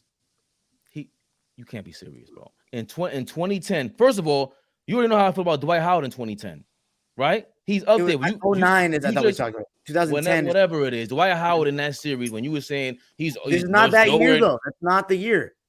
It's not the year. Listen to what I'm telling you. For you to say you totally diminished Dwight Howard's accomplishment back then because you love Kobe so much now. No, because I don't fuck with Dwight Howard's game, bro. He had no fucking consistent post game, and he got bitched in the finals by Pau Gasol and missed 2 free throws in game 4, and Fisher hit a 3, and they lost. So don't give me that with Dwight Howard. If Anthony, go ahead. No, I'm saying fuck Dwight Howard. He didn't even play Dwight Howard in 2010. He played Boston. Wonderful. What do we do? Hold on. Now you totally diminished the defensive player of the year back then, right? And that's cool. We're talking about a different year. Why do you keep bringing Dwight Howard up? Because I'm trying to explain to you, Anthony Davis is the same thing defensively, damn near, fellas. and he has offense. You did this all, boy. Don't fellas this. Don't fellas us. And he brought the prayer hands. It's got to be slick. Fellas, let's go, Flea. Who's your number 2 seed? But hold on, Flea. Hold on before you finish. Hold on. Wednesday, IG Live. Let's have that discussion. Okay. The 2020 Lakers versus that 2009-10 Lakers, and then we can have that discussion. I'm fine with that. Right. Let's finish that. Because I love that discussion. Let's finish the list. Yeah, I got overtime. So hold on. I didn't. Wait, you don't have your number 1 seed, all hold on. I said Suns. Phoenix. And who you said, Fabian? Oh, Denver. Nuggets. All right. And Flea said Lakers. Phoenix is my number 2. Because you just explained that perfectly. Those 3 guys on there. Remember, KD never really got to have the Harden, Kyrie Irving tandem or trio, and that's just a different level. And KD, in my opinion, is the second best player. But now at times he will look like a number 1 with Phoenix. You have Bradley Beal there at your third option. Nah, and then Eric Gordon off the bench, who I don't even like that, but he's solid though. He still can shoot. Yeah. I got Phoenix number 2 as well. Who you got 2, Dom? Well, you got 2 AllBall. You got Phoenix as well. Is it whole clean? No. You said Phoenix number 1. Denver 2. I'm guessing. Sacramento number 2. I actually, funny that you say that. That was my kind of surprising pick. I got the Kings number 2 only because regular season, and I think they have a better chance of staying healthy than Phoenix. KD hasn't played 60 games in like how many years? Like that's the only thing I'm a little afraid of. Sacramento, I just have the most faith they'll stay healthy, so I got them second. But I think Phoenix is a better team. Easily could be Phoenix second. I only have an issue with where you guys have Sacramento, because where I have them, y'all really not gonna like that. If y'all have them number 2, where I have them, let's wait to get there. Y'all gonna feel like we'll talk about the Kings more later. Then I just wanted to say for them though, I think they really caught a lot of teams off guard last year when Mike Brown came in, and they played defense, right? They played defense, but what they brought, Mike Brown kind of changing things up and how their point of attack and how they approach the game offensively with just Fox and Sabonis with that pick and roll, and now they get everybody else involved. So I thought that they kind of caught a lot of people off guard. So I'm thinking that certain teams are going to catch up in terms of how they defend them. So them being such a high seed, like they were a 3 seed last year, y'all got them 2 this year. I don't see them being that good again this year, but I'll get into them, when I pick, give them my pick. So us 3 said Phoenix, and you got No, me and Dom got Sacramento too, and we got Phoenix. Okay, right. And I got the Kings third. Okay. So for every, So we're all in agreement outside of Flea, and then I got the Suns third. So I got Denver third. So I got Minnesota third. Whoa! Hold on. That's stepping out the fucking window. I'm gonna tell you why too. Hold on. Just wait, should we wait on them? Flea, your first and your third. I'm just letting y'all know I did not see that coming. Oh yeah. Go ahead. No. So my third. Wow. My Minnesota is kind of mirroring the Sacramento look. Last year it was like, damn, how do we defend this team? It's hard to figure out how to defend this team. And now at the end of the year, we look up and they're a 3 seed, right? For me, the emergence of Anthony Edwards, we've been talking about this since the middle of the summer. I think he's going to be a top 15 player. I think he's going to take the biggest leap in the league this year. So I got him in that top 5 to top 8 range in terms of scoring, right? He's going to be a guy that gets a bucket. We're going to get a full season of Karl Anthony Towns this year. He's going to be healthy. How do you know that, though? How do you know that? Karl Anthony Towns hasn't been able to stay healthy. He had one healthy season of like the last 4. But I don't think he's over the point where he can't have another season where he plays 75 games. You're just banking on it, though. You're banking on it, though, but it's not. I got to roll with that, Dom. Okay. Like where I got the Clippers at is a big reason because I think Kawhi and Paul George are going to be healthy. So you know what I'm saying? If you think we're going to be healthy, we're going to be better than Minnesota? No, I don't think y'all going to be better than Minnesota. I got y'all 4th though. Oh wow, fucking Minnesota. So what do you think about Gobert and Towns fit together? Because we didn't really get to see that last year because Towns only played 30 games. Right. I think we're gonna get a chance to see a full Minnesota team. Minnesota went to the playoffs last year and was trying to figure shit out on the fly. So imagine them starting this season with Anthony Edwards just hitting the ground running, played in the FIBA this summer, really played well, hitting the ground running. I think they're going, surprise some teams this year. That's my surprise team. They don't have Taurean Prince anymore. He was pretty good for them last year. They don't have him. The Lakers have him. Another reason why I got them high. He's going to start. They're going to start too. Yeah. So I got Minnesota 3rd. I think. Do we all have you, me, Fabian, all ball? We have the same 3, but just in a different order, right? Yeah, exactly. Yeah. Okay. We can wait on Minnesota for the rest of us when we get them in there. But all right. I got 3rd. I got Denver 3rd. Okay. I got Phoenix. I got the Kings. And number 4, who you got down? I'm going with my guys, just like Flea is. The reason why I think the Lakers, you could easily argue, could be better than us, but we finished above the Lakers in the regular season like every single season besides 2020 since 2013. So wow. I'm just gonna go with it. Dom, real quick. We got folks from Denmark watching. Oh, man, so big shout out Denmark in the building, man. Appreciate it. Yes, Denmark. Thank you. That's I met a girl from Denmark today. Anyway, that's dope. That's dope.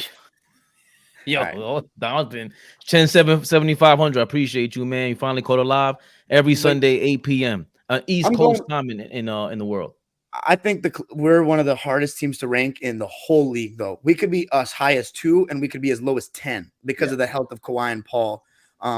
I think, though, our team is better going into this season. Westbrook or Reggie Jackson. It's a no-brainer who's a better player.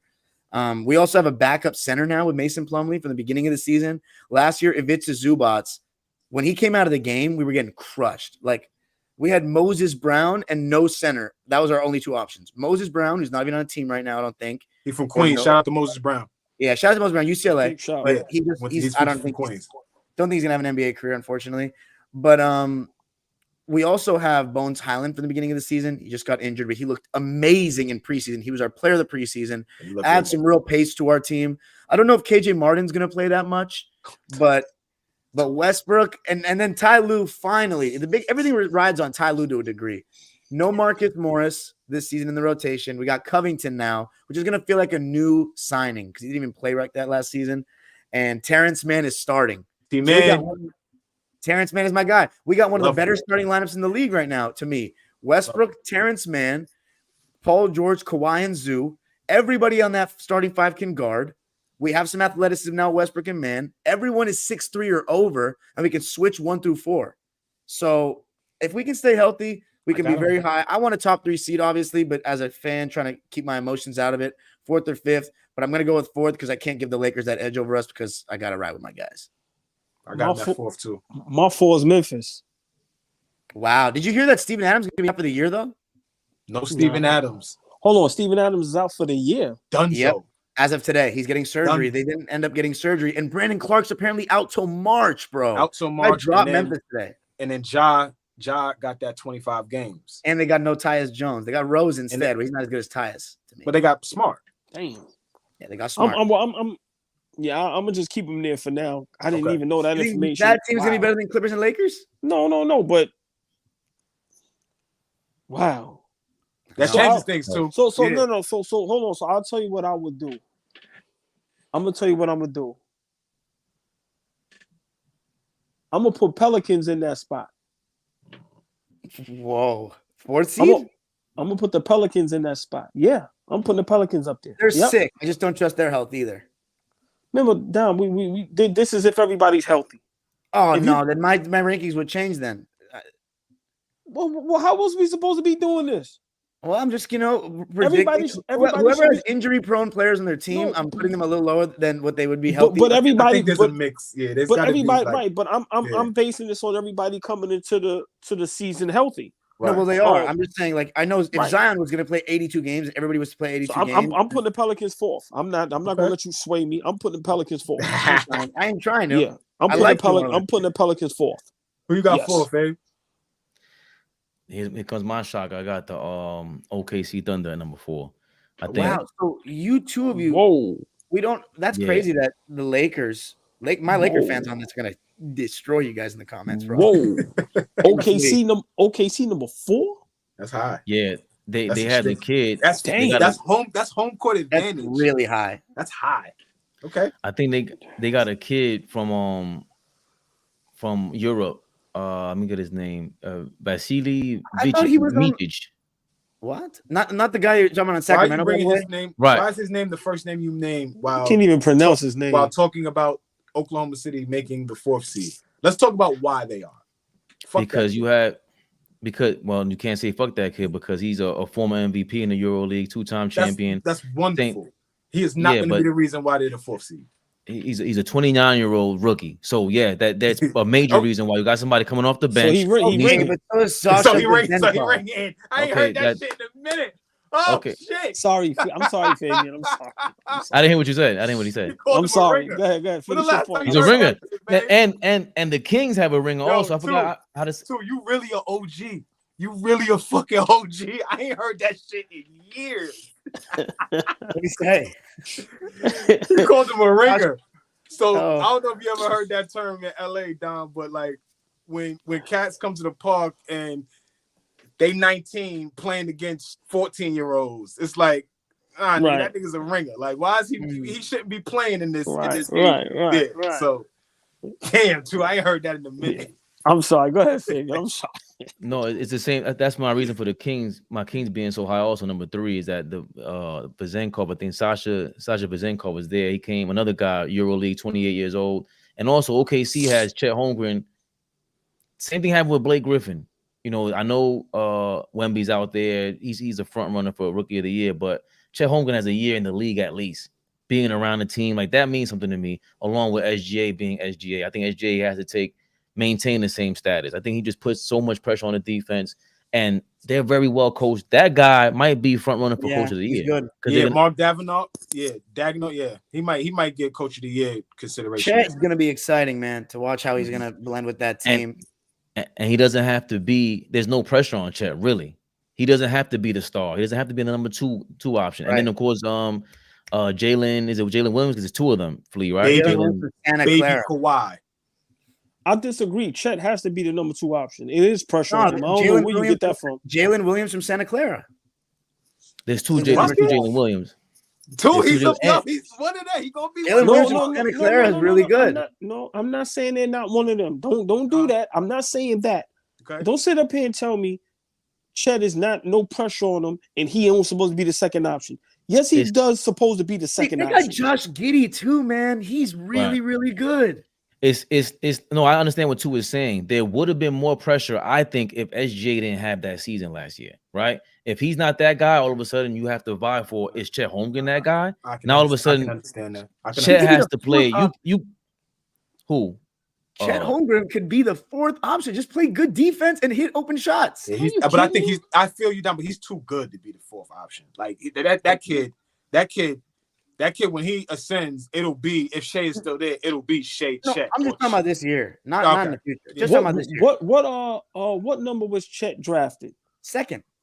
My point. What are you talking about? Fourth option, and he ain't the second best player, and there's no pressure. Are you kidding me? But boss, what I'm saying, you're the number 2 pick. Imagine being like, well, Tim Duncan was number 1 pick. You just come into a team with an SGA is talked about being an MVP candidate now. SGA is getting all the looks from everybody around the country. It's SGA everybody talking about. I never heard that. ESPN had him top 10. I ain't hear that. They jumped out the window. Exactly. Send it to me. I ain't hear that. The media ain't talking about. They ain't talking about Chet like that. They talking SGA. Sam Mitchell said he got Anthony Edwards as one of his MVPs. So that's why I know people jumping out there saying anything. Right. So these but either way, won't be good enough in my opinion. But continue. Right. But I got Minnesota third, so he might. But whatever. Number 5. I got Golden State.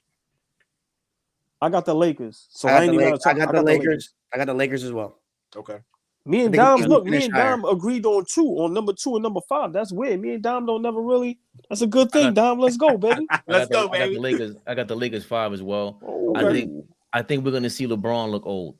Like I understand he's gonna have these spurts. Yeah, it's a long time, 21. man. It's 21. Yeah, 21 seasons. Unbelievable. And as much as I was praising AD earlier, I don't believe in him. I don't believe in AD playing 82 games, That's 70 why I don't games. like when you talk about Anthony Davis, because we know you don't fucking believe in him. But he was talking about 2020 though. I know, but he was all world. Yeah, he's specifically talking about that year. Yeah.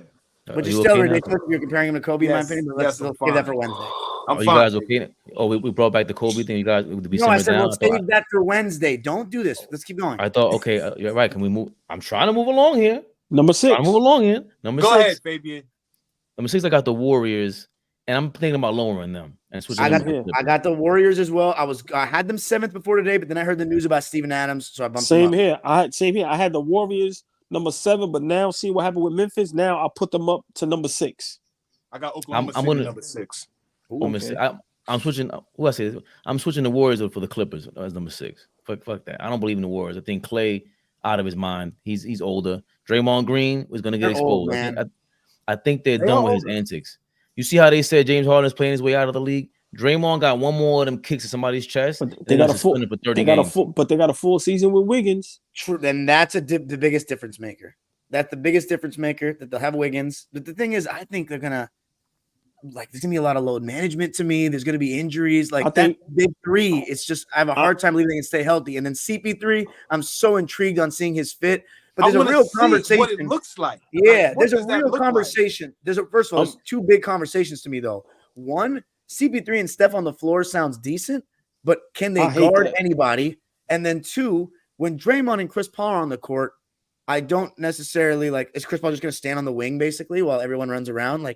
I could see Chris Paul being a great trigger man, but Draymond Green is the trigger man. Because if Chris Paul has the ball, he has to become a guy that can hit a spot up 3 now. But fellas, y'all know Chris Paul is so-called starting because I think Draymond Green is not going to play the first couple games. Right, but I was going to say that's a brewing conversation though. When Draymond comes back, who is coming off the bench? They haven't even addressed it. They haven't addressed it. No, but listen, come on. We all know the game. We all watch the game. That Golden State Warriors team, Chris Paul coming off the bench is what's going to be their firepower. It's not going to be him starting. Does he agree that he's going to come off the bench? Does he know that? What do you mean? He ain't got no choice. I don't think in this situation you can't even rub. Thank God you still have a job, Chris Paul. Thank God you're a good player. I mean, I'm not saying he's a bad player. I'm just saying at 38, 39, thank God that you still somebody still wants you to be able to contribute to the team is what I'm saying. A title team. Yeah, don't get greedy. Right. That's what exactly. That's what I'm saying. Don't be the guy that says Steve Kerr, I don't know if I'm gonna become. No, nigga, come off the bench, lead these young guys, play with the second unit, play spot minutes with the first unit, just fit in. But he can also down the stretch, he can still be in the game. Absolutely. So it's going to be a lot of games where he can finish the game as well. So he's going to get the minutes, he's going to get a good time, and he's going to be in games where it's going to be close and tight because he can still knock down a 3, he can hit free throws. So Nah, but he has to come off the bench. For them to be successful, he has to come off the bench. I'm sorry. I'm thinking though about a lineup closing where they got Clay, Steph, and Chris Paul out there, bro. Oh man, all three of them you could target on defense these days. But what about offense? They'll be good. I just think Draymond and Chris Paul together, though, is a little weird. As Flea said, he has to be not just ready to hit, catch, and shoot threes, but he needs to be willing to shoot a lot of them. To shoot. Let's go, Fabe. Tell us we bugging. Go ahead. Listen. If they don't trade Chris Paul, they're not making the playoffs. Get them. Listen, they're not making the play-in. They're not making the They might make the play-in. All right, I'll be fair. They're making the play-in. play-in. I didn't expect you to say that. I love that. That is fucking horrible. Listen. Remember, the CP3 acquisition is the same thing as getting D'Angelo Russell. That's the same. That's what they're looking forward to, is using that contract to get what is available out there. I don't even know. I don't know right now. Let me ask you a question though, Fabian, and the rest of the panel too. We've watched since Chris Paul left the Clippers, right? Every organization that he's been a part of, they elevate, right? Yeah, first year they did. Houston Rockets are a conference finals team. He didn't play, but they are a conference final team because of his effect. They were up 3-2 because of his effect. They were a game away from the NBA Finals against a team that is Kevin Durant, Steph Curry. That's the KD Warriors, right? So he had that effect with them. OKC is a playoff team when he comes. Phoenix is in the finals when he comes. Hold on. In that OKC first round, they went to 7 games. 7 games against his former team, the Rockets, right? So all I'm saying, maybe, and I just said a few minutes ago, so I know I don't want to be a hypocrite, but he's a little older, but the fact remains, everywhere he goes, he affects winning. So what kind of effect does he have on a team that is already dynastic, right? Like what does it look like? Can I counter that? Yeah, absolutely. I think you were just getting into that.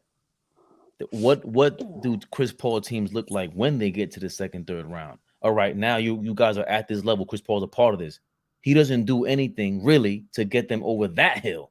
He can get you competitive and elevate you. This team is 4 championships in already. They know how to win. That's my point. The guy, once you get the Rockets to this championship Western Conference, that's amazing. Okay, but what's the over the hump? What do we need to do? I don't know if he gets nervous. I don't know if it's the gods didn't bless him. I don't know. Phoenix, same thing. I get it. OKC, these are all projects that get you to a competitive level, even championship competitive level. All right, cool. But he's already proven in my mind he does need the Steph Curry and everybody to take over after that. But the Warriors don't need anything from CP3. I don't understand what they're going to learn from him. What the hell? And I heard Draymond Green saying that CP3 might unlock, what's our guy? Kuminga and Moody. Yeah. I don't want to hear that. I don't think he has anything for us, man. I mean, it's an extreme possibility. It's an extreme possibility. So maybe the effect that he does have is empowering the young guys, because he was able to do that everywhere he's going. Everywhere he's going, young guys have been empowered. So maybe he doesn't affect how they are on a winning, in terms of winning, but in terms of, like you said, unlocking Kuminga, unlocking Moody, and, empowering those guys, infusing confidence in those guys, because they need those guys now. These niggas is getting old. But you know what? That's a good point, but I'm going to say, and I've been saying it for a while, I'm not high on Kuminga how everybody is and everybody was. I don't see it. And that's why they got rid of Wiseman. I hope it works with Wiseman in Detroit, but they're a little too high on Kuminga.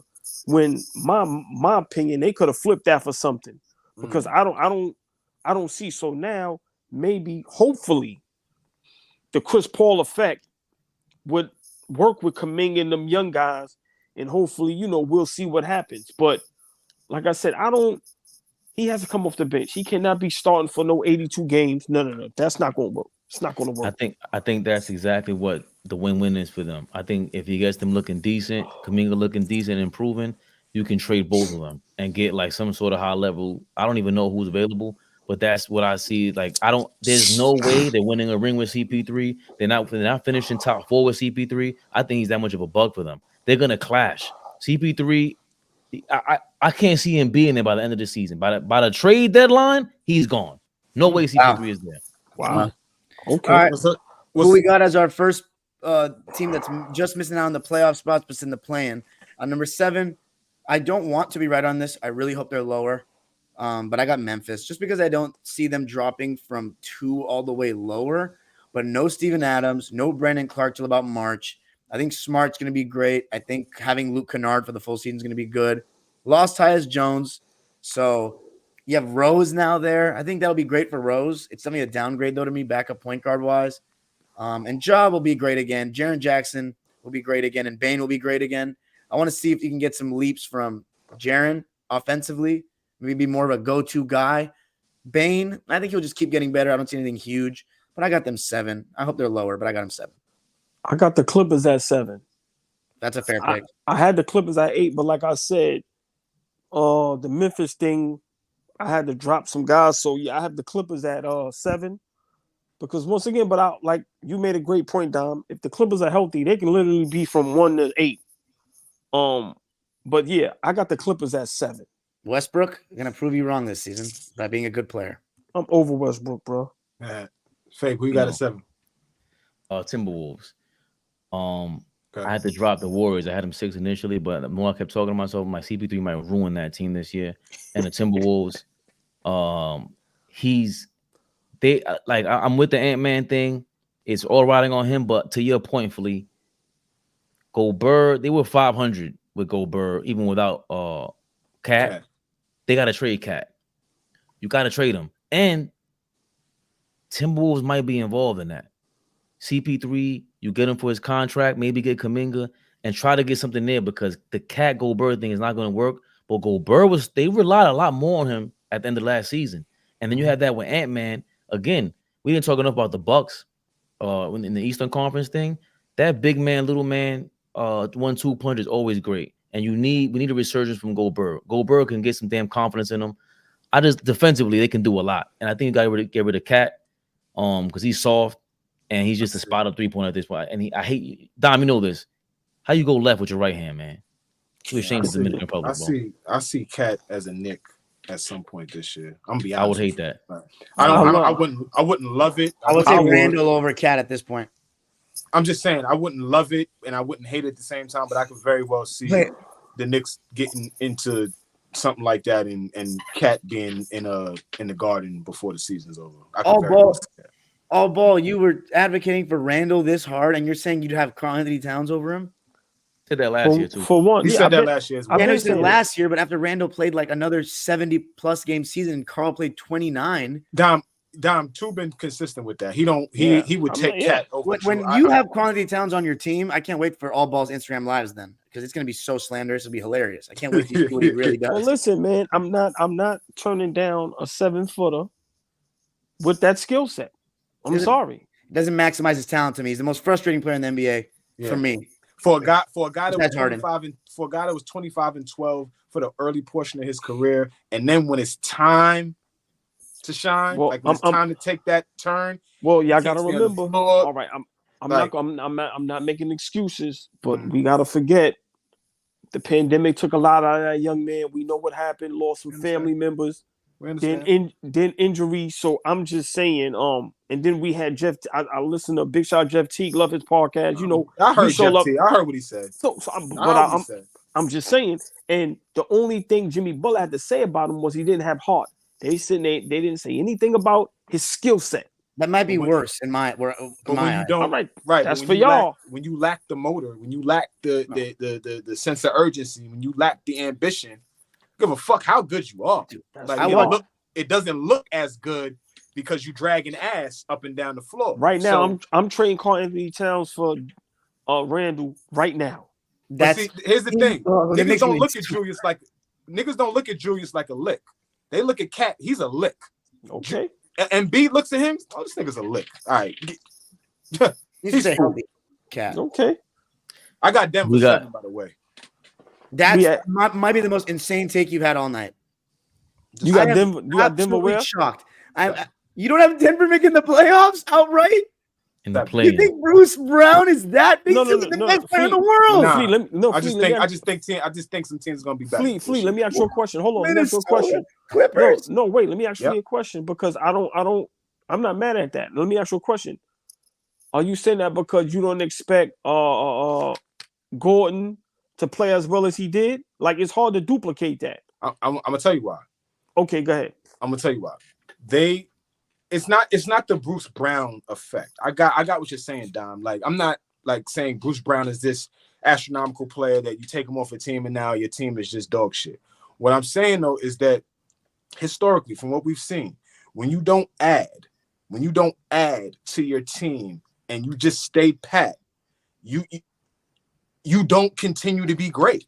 Every great team, all the dynasties, they've all done things to tweak and do this and do that and pick and pluck and pick and figure out what we got to do to stay good. I think for me, their best player is modest, but the rest of that team is still riding on the high of winning a championship. I don't think that they've turned the page yet and figured out, hey, new season, that shit don't matter no more.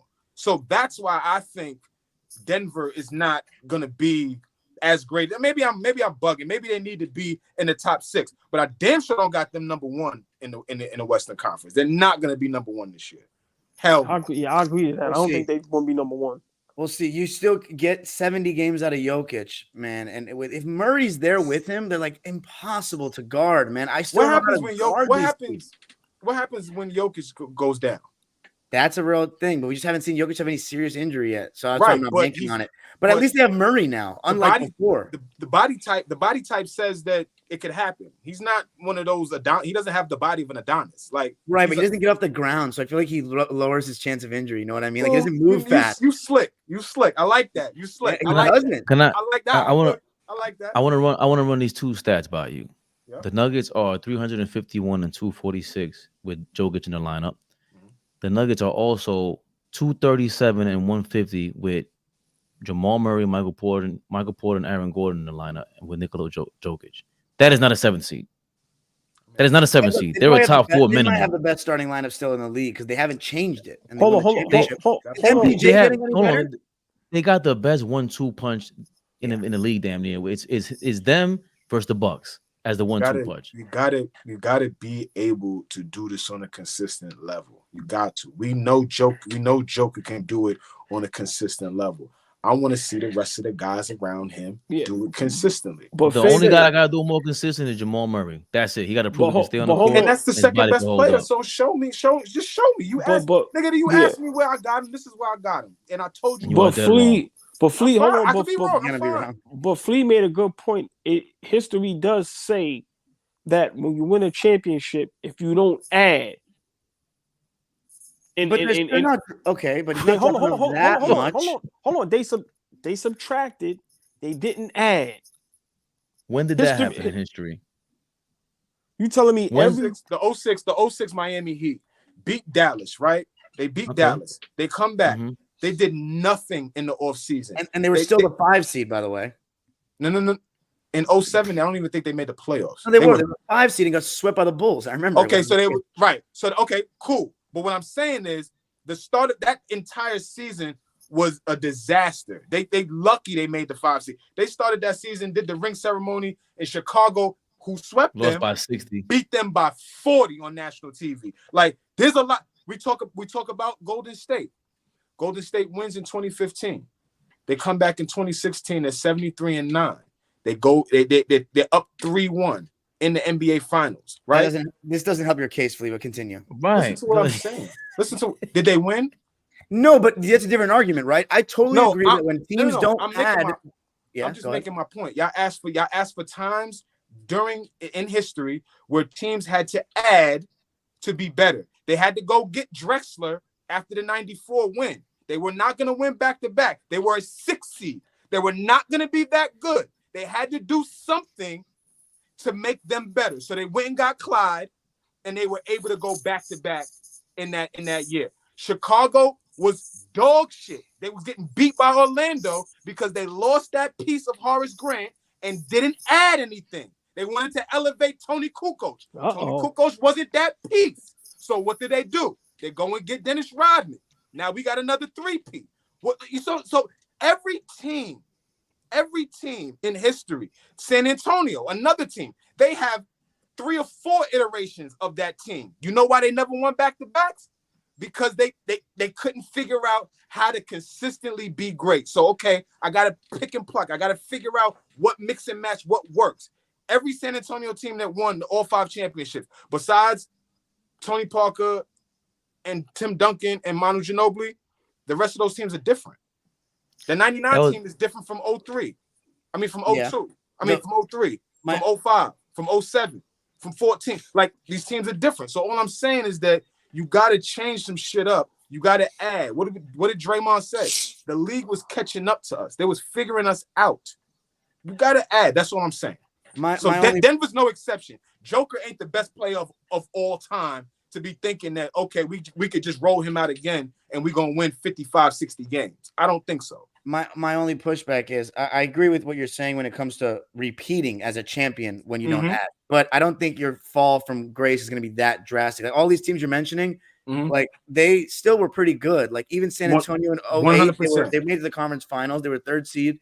So that's why I think, and plus Denver just their whole starting lineup is basically in their prime outside of MPJ, who's a younger player, and they just play such good basketball, man. Like I just don't think that they're cohesion. No disagreement here. So I think they'll be top. Number 7 is very crazy. I wonder how off that'll be, but the biggest thing is if Jokic gets injured, they could be number 7. I'm just glad Flea was ready with his rant. It was wonderful. It will be definitely a short, but I'm just saying to go from champions to go from champions to fighting for your playoff life, not happening. Wild. That has never happened. And the Miami Heat. What did the 09 Celtics add?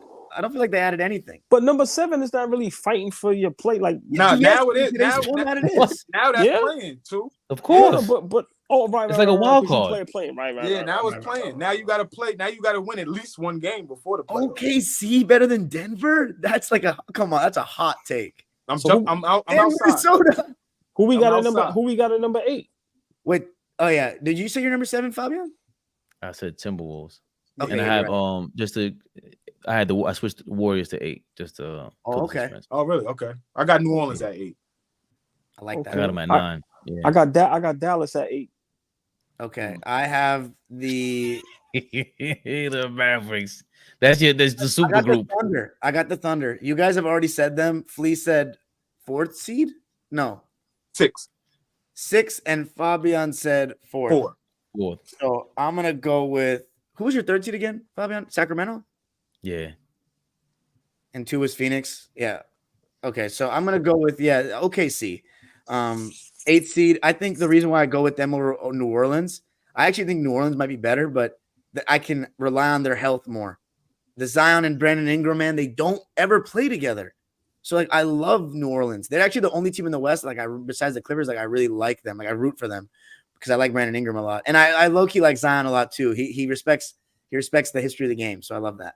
I love Herb Jones. Herb Jones is awesome. I love Herb Jones. And I think CJ McCollum, man, he's had a very underrated career. Just like we got a perfect culprit. Good career. Ball that discredits him with Portland. Man. But I got OKC. I think Josh Giddey's awesome. I think SGA is awesome. Chet is going to make a difference. Lou Dort. It's a good starting lineup. Their bench is a little but I'm going to go with 8 because they were 10th last year. I see them taking a step up. The only thing is, I was thinking about it earlier. If SGA gets hurt, are they in real trouble? But Giddey is still such a good playmaker. And they still have Jalen Williams from Santa Clara who was showing some playmaking chops as well. So I think they actually still might be okay. So I got them 8. SGA injury. Who you got 8? 2? It would be significant. But 8th, I got Dallas. Okay, so Dallas, OKC, Golden State, New Orleans. Right? You had Golden State number 8, right, Fabian? Yeah. Okay. So I have Sacramento 9. I know y'all don't like that. Wow. That's why I have them. Who's 8? I had New Orleans 8. Oh, okay. I got Sacramento 8. I think I explained this earlier. I just think some things are gonna catch up to them. I don't know if they're like that yet. It's either the teams are not going to take for granted, so they're going to get humbled, or they have confidence now that they were great and they're going to still be awesome because they're used to winning now. It's either one of those two. One of the two. I'm leaning on the former. We're gonna see. If Sabonis got a mid-range this summer, they'll be fine. But we'll see. That's a big if. That's why Keegan Murray, young player. That's the only reason why I'm not mad at you. I'm not mad at you, Flea, because I'm so disgusted with Sabonis. Like, you don't understand how hyped that was when I saw that team during the regular season, because Sabonis was hitting that elbow jump. I can't believe it. Him and Bam, they better have worked on that all summer, because that might change their whole trajectory of the team for both of them. At least Bam, though, averaged 20 in the finals. Like, he low-key did his shit in the finals. Yeah, Sabonis was terrible in that first round, man. He couldn't hit shit. Ugly, man. That was Miami wins that finals. Bam is finals MVP. Just wanted to tell you that too. Not Jimmy Butler. Yeah. But if they win the finals, they might have needed more of Jimmy Butler. Oh no. Listen, we could speed past this though, because the last for me, I got fight number 10 and 11. Here's my surprise. Who's your 9? Fight. Yeah, who's your 9? You said Pelicans. Okay. I got Minnesota. Okay. I got the Pelicans 9th. So me, Flea, and Fabian have them either 8th or 9th. I got OKC 10. I got Dallas 10th. I got Dallas 10. I got the Jazz 10. And then 11. What? Don, relax. Hold on. Yo, one day we're gonna do a deep dive on why Dom dislikes the Utah Jazz. That's personal. We got to do a deep dive on that. We got to find that deep dive. I can explain it to you in 45 seconds. They have statues of a rapist and an anti-vaxxer up front of their stadium. Done. You're good. You're good with me. You're good with me. I'm good. Carlos, Boozer, and Okura and Kirilenko. That team was a bunch of assholes too. And I don't like Gobert either.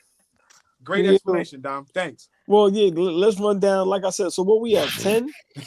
Yeah, because I love that rant. That was beautiful. I want us to get to the Kyrie thing real quick before we get out of here. But wait, time out though. Who's the team that you guys all have missing the playoffs and the playing in the West that is like debated? Like the top 11, there's one team that's missing out. Right. So for I don't have Memphis making the playoffs at all. Oh, yeah, I got them out. Wow. I got them out now. Yeah, I got Memphis out. See, I got Minnesota out. I have Memphis. Hold on. I would love if you guys are right though. I have Memphis I got Dallas at 8. I have Minnesota at 9. I have Memphis at 10. I have OKC missing the play-in at 11. Okay. At 11, I have the Spurs. I think they got a chance to make the play-in. Where's Dallas? Dallas, I got the Grizzlies at number 12, and they might even be lower. Steven Adams and the other kid, was it Brandon Clark? Yeah, but we saw them just take the Lakers to 6 games with that, and they got 25 games without your star. I mean, granted, they did well without him, but you have Marcus Smart. Can they go 11 and 14? I don't know. I don't know. Derrick Rose is your backup, so they're my number 12. They're going to start Smart. They're going to start Smart though. Smart, Baines, Zaire Williams, Jackson, and probably Tillman. God, that's not a very good team. Where you going to get your shooting from? With like. Low-key, fuck it. I'm going Memphis 11. Let's go. I don't like that. You want to do a real deep dive. Memphis is another team I don't like. But another reason I got the Spurs 11. That's because they used to kick up on your Clippers. It was 1-1. We beat them once. They beat us once, but yes. I got the Spurs 11 because Sohan and Vassell and Keldon Johnson. Nobody's talking about them. And you got Wemby in there. The speed that they're gonna have and that the West Coast has in general, that's what keeps them in games against the Lakers, the Clippers, and the Suns and the King and the Suns and Nuggets are there because of veteran leadership and they're really good, right? But the Spurs have that speed that kills all those veterans. That's why the Lakers lose out of these games. The Lakers should have lost to the Grizzlies easily, but John Morant was a nutcase.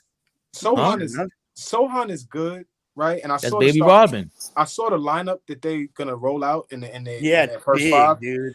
And again, Sohan is good, but I would just much rather have a point guard in there during Wembanyama's Trey Jones. Season. Like I would rather, whatever point guard you find, but I would rather a guy who's handling the ball and can get Wemby in spots that makes him successful as a rookie. That's gonna be tough. Here's my question for Fabian though. But before you got Spurs 11, can you name 3 players on their bench without looking? No.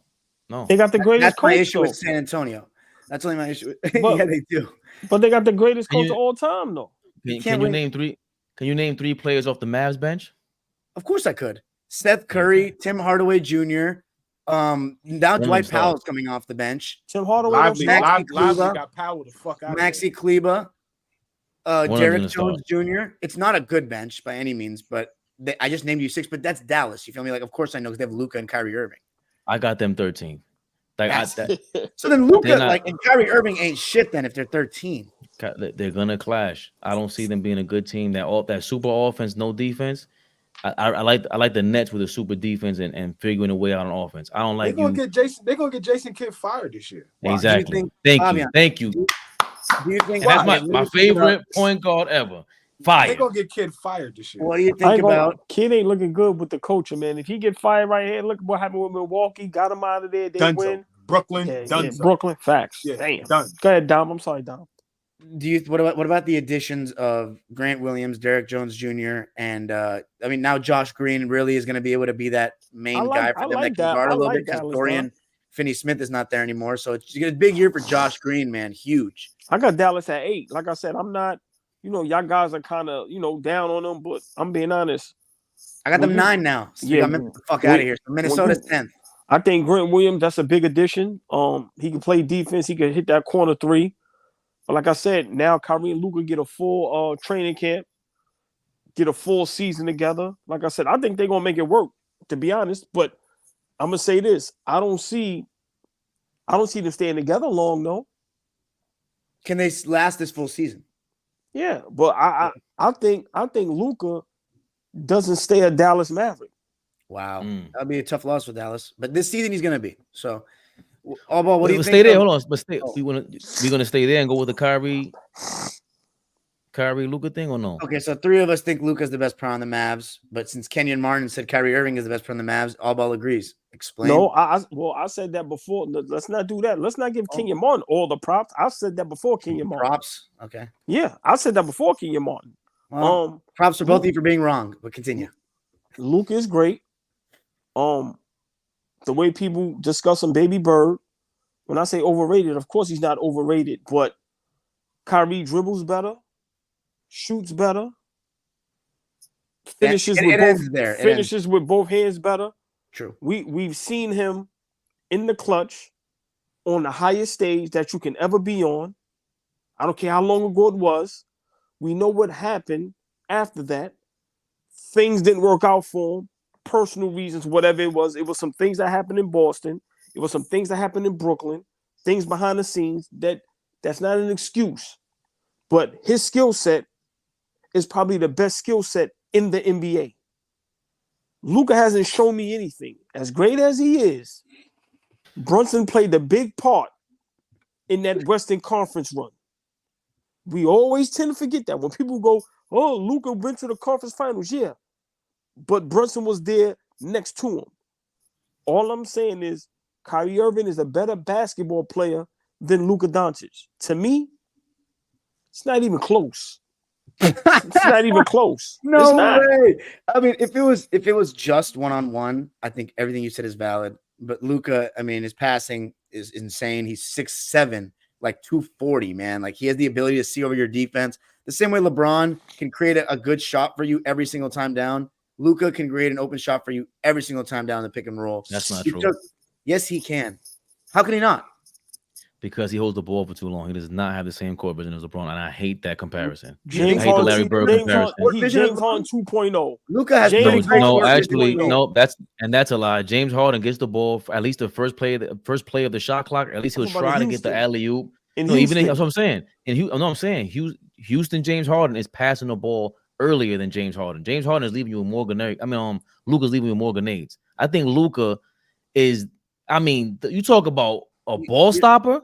He's the ultimate version of Carmelo and all these guys. Like he's a ball stopper, but he still can get a good shot for you I've had my team play against him twice. Like they get a good shot every time. Even if it's Luka contested step back, it might not be a very high percentage shot, but that shit scares the living daylights out of you, man. Sometimes, like it's still a decent shot for him. That step back. His skill is not going to age well. Like that. Like what? He's very young. Okay. Enough now. No, hold on. Wait. Listen. Hold on. Relax, bro. I'm talking about Luka at 23, 24 who can get away with this now. In 3 or 4 years, he can't do that. What is he going to do? 3 or 4 get away with what? Get away with get what? away with trying to pass out of a triple team and leave a ball in your hands in the corner pocket as he usually does. That's not winning basketball. I don't know what you guys are talking about. I'm not saying that Kyrie's better by any. I'm talking about the skill that you brought up that was so dynamic. That isn't. Luke, no, you're sleeping. You're so sleep. If this was the case, we would have smacked the fuck out of Dallas 2 years in a row.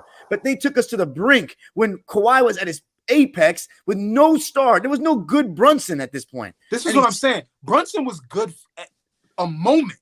That's how he got. The last year he was awesome, but like with the Knicks he was good. But we talked with his. No, tenure, I mean the last year with Dallas. Yeah, his tenure with Dallas. It's not like he got drafted and was great as soon as he touched the floor. Like no.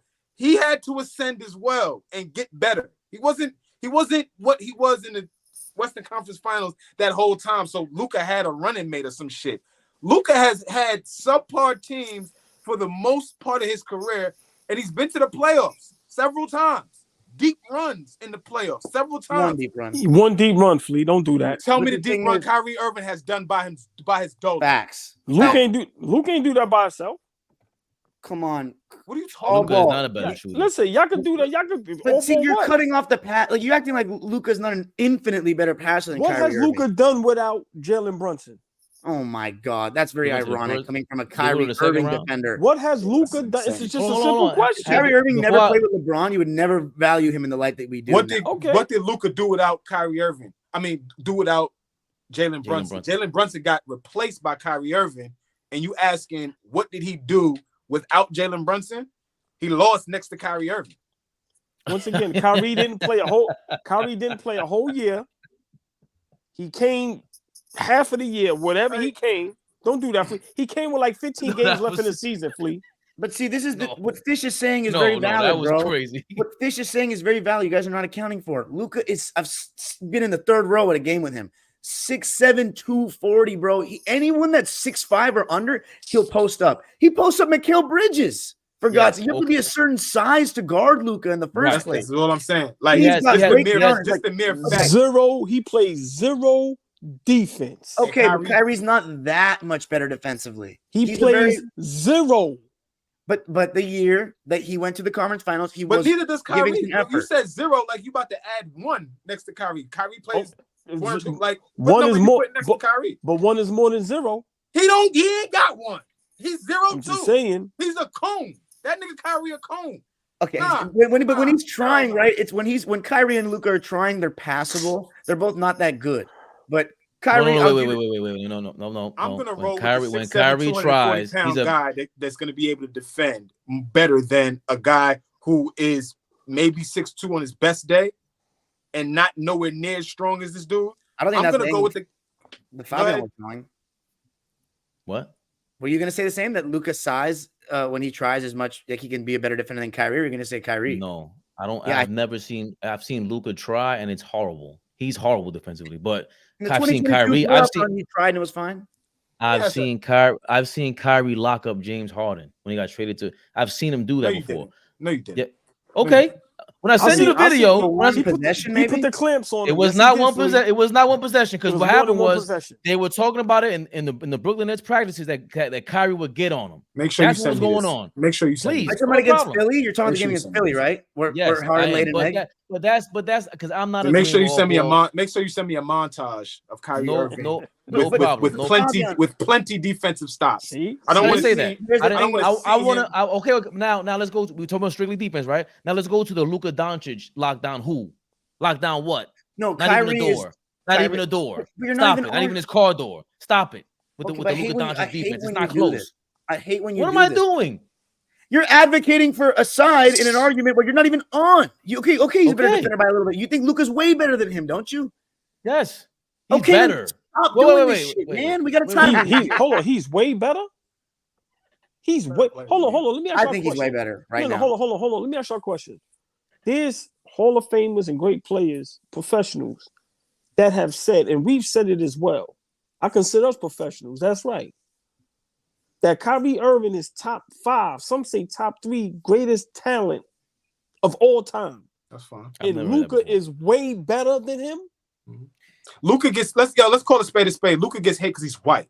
Let's keep it real. He gets a lot of hate. That's the first time you've gone that route. No, I'm gonna keep it. I'm gonna call a spade right now. He gets some hate because he's white and he's unapologetic. He's unapologetic about how good he is. So a lot of niggas don't like the fact that he's just unapologetically good. I think AllBall hates the hype train. And so he brings that attitude. The hype train is crazy. The hype train is crazy. But again, There's no hype train behind him. Luka is like. No, Luka got a fan base. And he's fucking good. It's no reason why people should. I'm just telling you this right now, AllBall. Do you value Kawhi Leonard on defense? Not how I used to. Well, you shouldn't because he's not what he was in San Antonio, but he's still a very good defender one-on-one. But Luka, man, sometimes you can't do anything about him. I don't know if he's a very good defender one-on-one no more. I'm being honest, man. He's good. Okay, fine. He's good. But before the Achilles tear, 2021, 2020, he was still pretty good. And Luka was still giving it to him at times, man. Okay, but that happens to everybody. All great defenders get fried sometimes. I'm not saying Luka fries everybody every single night. That's the thing. All right, but this one I don't understand, right? He's averaging 30 points. Why isn't Kyrie average 30, by the way, if he's the most skilled this and that? Because Luka's 6'7", 240. He did average 30. He never averaged 30 in his life. life. 30 points in the league. But never. Luka. Yeah, also, don't waste your time looking that one up. But you guys are ignoring how big of a factor pick and roll is in the NBA. It's all pick and roll basketball now. And Luka is a god in the pick and roll. He gets you a good shot every time. I'm telling you. So let me ask you a question. You have guys like Dame Lillard who gets their teams to the playoffs year in, year out, averages 30. You have guys like Trae Young who get their teams to the playoffs year in, year out, averages a double-double. You have guys like Kyrie Irving, championship. We see what he do on the big stage. You have guys like Luka. Why is Luka that much better than these guys? Like why? Why? This last season is going to be a black mark with Luka because people are going to hold it against him a lot, it seems. And you know what? That's fair. Not making the playoffs in a 10-team He gave up. Did he give up, though? The organization gave up for that pick. They got Derek Lively now, though, man. Maybe he's a better starting center than Dwight Powell. Might have been worth it. But I don't like the mentality. I agree with you. But shit, they weren't going to do anything. They couldn't guard anybody. You know what I'm saying? They weren't gonna win a series. Fleet, let me ask you a question, Fleet. Yep. Luka Doncic, let's say through his tenure, when it's all said and done, if he has no championships or no MVPs, how do we look at Luka? He's younger than me, AllBall. It's so far from now to even think about this conversation. Yeah, I mean, that would be put up answering the question. That would be grossly underachieving. Yeah, it would. That would be grossly underachieving. That would be something would have to happen though, right? For that not to happen. Like for him not to ever win an MVP. Yeah, like, that's more real. The championship is the best player. The championship, like that championship is tough to like predict. Braun didn't get the championship for 9 years. You know what I'm saying? Like it's tough. But Fleet, right. But why I asked that, right? What year does this make Luka? Like 6. Okay, can I just ask AllBall something real quick? Yes. Okay. The first season that Luka was on the Mavericks, nobody expected him to make the playoffs, right? Is that fair that he missed the playoffs that year? That's Dirk's final year, right? Right, with Dennis Smith. That was a bad team, right? Yeah, fair he missed the playoffs. It wasn't a good team. Okay. Second year, when they got Porzingis, he not only made the playoffs and improved them that much, but they went to the 5th seed and took my Clippers to 6 games. And we have Paul George, Kawhi, Lou Williams, Montre. We had 4 guys averaging 18-plus points a game with all this playoff experience, and he had me like shitting myself. Dude. And they were losing their minds on how to defend. Y'all were losing your minds on how to defend that dude. Luka's giving Clipper fans a lot of stress. Like if Clipper fans that are tuning into this live, comment on what you think of what AllBall's saying because we know this guy better than anybody. That was no. He had us down. I guarantee I guarantee y'all.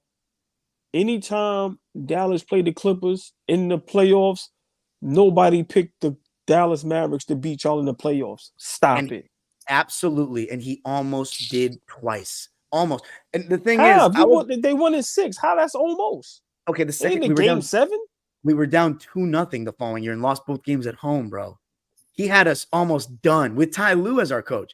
The second game I went to, bro, right? It was one of the craziest experiences for me because like we're down 1-0. We have Kawhi and Paul George healthy. This team, this is before Brunson broke out. So they really have Luka, Maxi Kleber, Dwight Powell, Dorian Finney-Smith, and Tim Hardaway is their starting lineup. And they were up 2-0 on us. This motherfucker came down the court. He's dictating the whole game, picking and choosing whoever guards him and is dominating, and he's finding open guys every possession. This motherfucker came down the court and shot a one-legged three with 15 on the shot clock and made it, bro. And I was like, dude, this Dom, guy just because you yelled, they lost the series, Dom. it doesn't matter. The You can point say is, all that. They lost the series. but Kyrie Irving is never instilling fear into a team like that when he's the only star with no other co-star ever. Never, and he never He will. can't. And he never will. And I don't think like Trae Young. Like, let's be honest, he doesn't have the physically imposing game. His skill set is amazing. His talent is amazing. But when Kyrie steps on the floor and it's just him, I take my chances when I run out with my 5. And he's going to be great. To He's going to answer be this- great.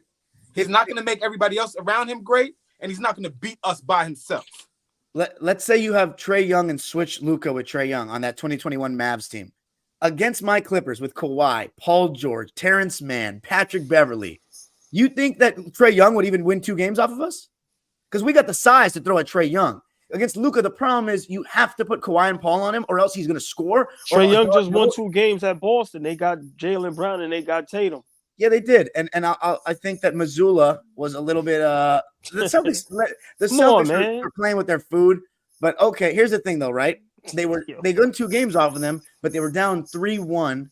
And then Trae Young went off in that game. But never in that series did you ever think that the Celtics were going to lose. That's the difference with the Clippers. We were down 2-0 and lost both home games. Huh? That's not true. You thought the Celtics were going to lose? Yeah, look what they did to the Miami Heat.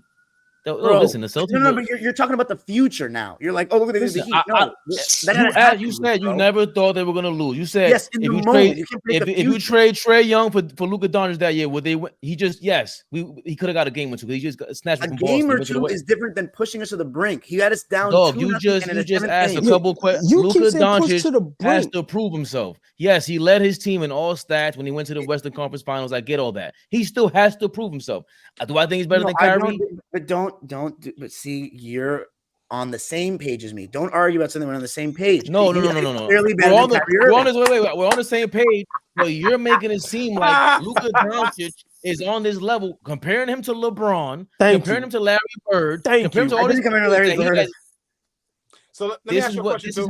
This is how he's compared. This is how he's compared, and it's sickening because Luka has to prove himself. That shit y'all were talking about? Well, he passes out of the double team, and it's incredible. No, it's not incredible what he does. That's not incredible. Yes, it is incredible what he does. Claim it a series and call me back. Claim it a series and call me back. They traded everybody, and Jalen Brunson included. The Dallas Mavericks are doing a horrible job by surrounding him. He begged for help. Let's not forget that. And this is something else AllBall's wrong about. That's why they're going to be out of the playoffs. You can't have Kyrie Irving and Luka Doncic and this lineup around them. Luka needs a lot of help to make up for that defense and the way he passes the ball like that on offense. That's not a winning formula. That's the part. He's a bad passer? I'm not saying he's a bad passer. What makes it bad is that why are you passing the ball that late? It's just like what I hate about Cole shooting over 3 or 4 people. Okay, so that's not good for team. Trae Young, there's a lot of guys that do that late assist hunting shit. He's not the only one that does it. Okay, it's not assist hunting. It's not assist hunting. You're taking on 2 or 3 guys because you want to dribble 45,000 times and you can't get anything because you're not that athletic. Give the ball up and learn how to roll ball. You're literally acting like he struggles one-on-one to like get past players. That's ridiculous. That's what I'm saying. You're saying gets by anybody.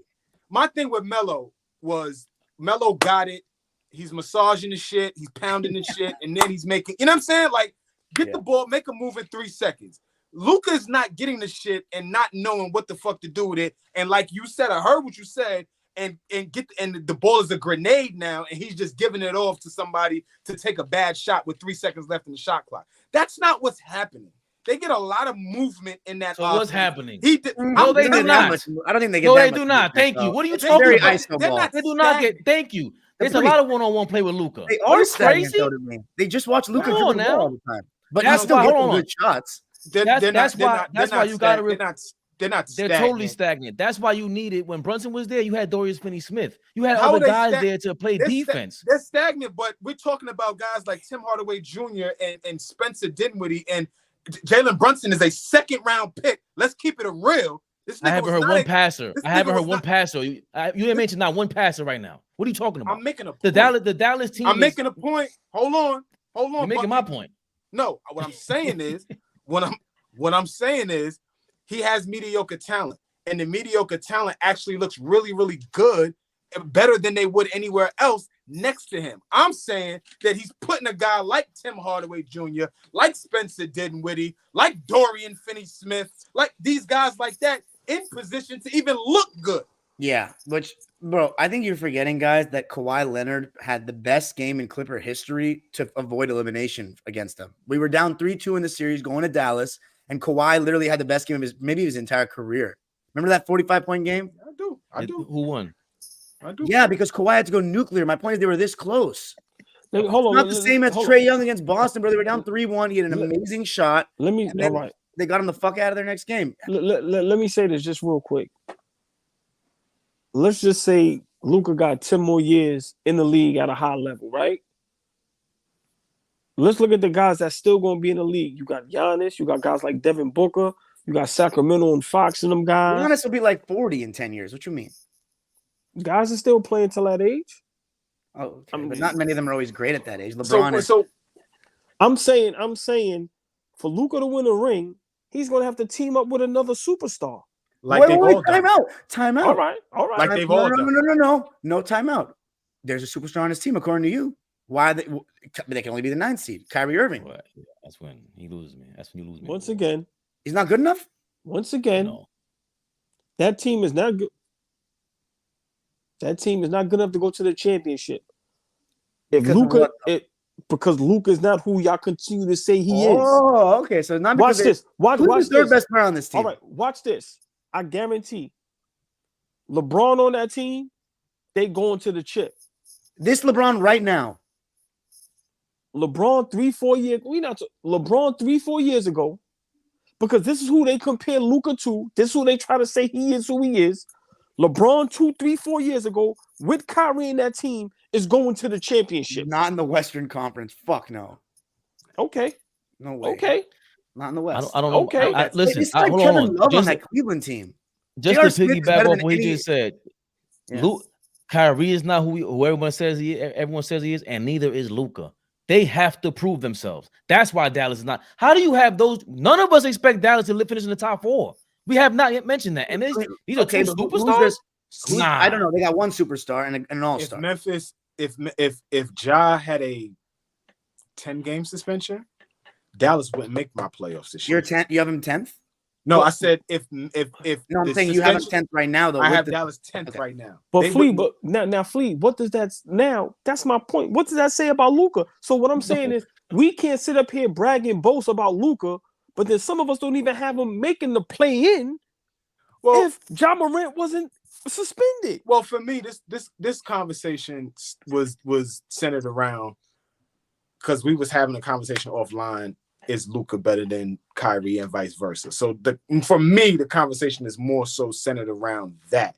But if we're really talking about like, where we got Luka in terms of how he affects winning, it's clear as day that since he's been on the team, like they've been a playoff team, but they just haven't got to that place where we think he should be because of who he's being compared to. When you're called Baby Bird and being compared to LeBron and all of that, Bird came in the league and won Rookie of the Year and was in the finals in year 2, won the championship in year 2. Bron is in the finals in year 4. Like, if he's getting compared to these kind of guys, Magic is winning championships as a rookie, right? Spin, though. He shouldn't be compared to them. I know that. I'm just saying. But let's also be, but quite honest, though. This last season was a little bit of a black mark. Before this last season, those first 4 years, man, at least I'm younger, but there's not that many guys. Not many better. It's only Kevin Durant and LeBron for my time. Literally, that's it. Can I ask you a question? Durant. Right now, ask all y'all, is he better than Tatum and Booker right now? I think he's better than Booker, but I don't think he's better than Tatum. But I still think it's arguable. Booker, all in the same conversation.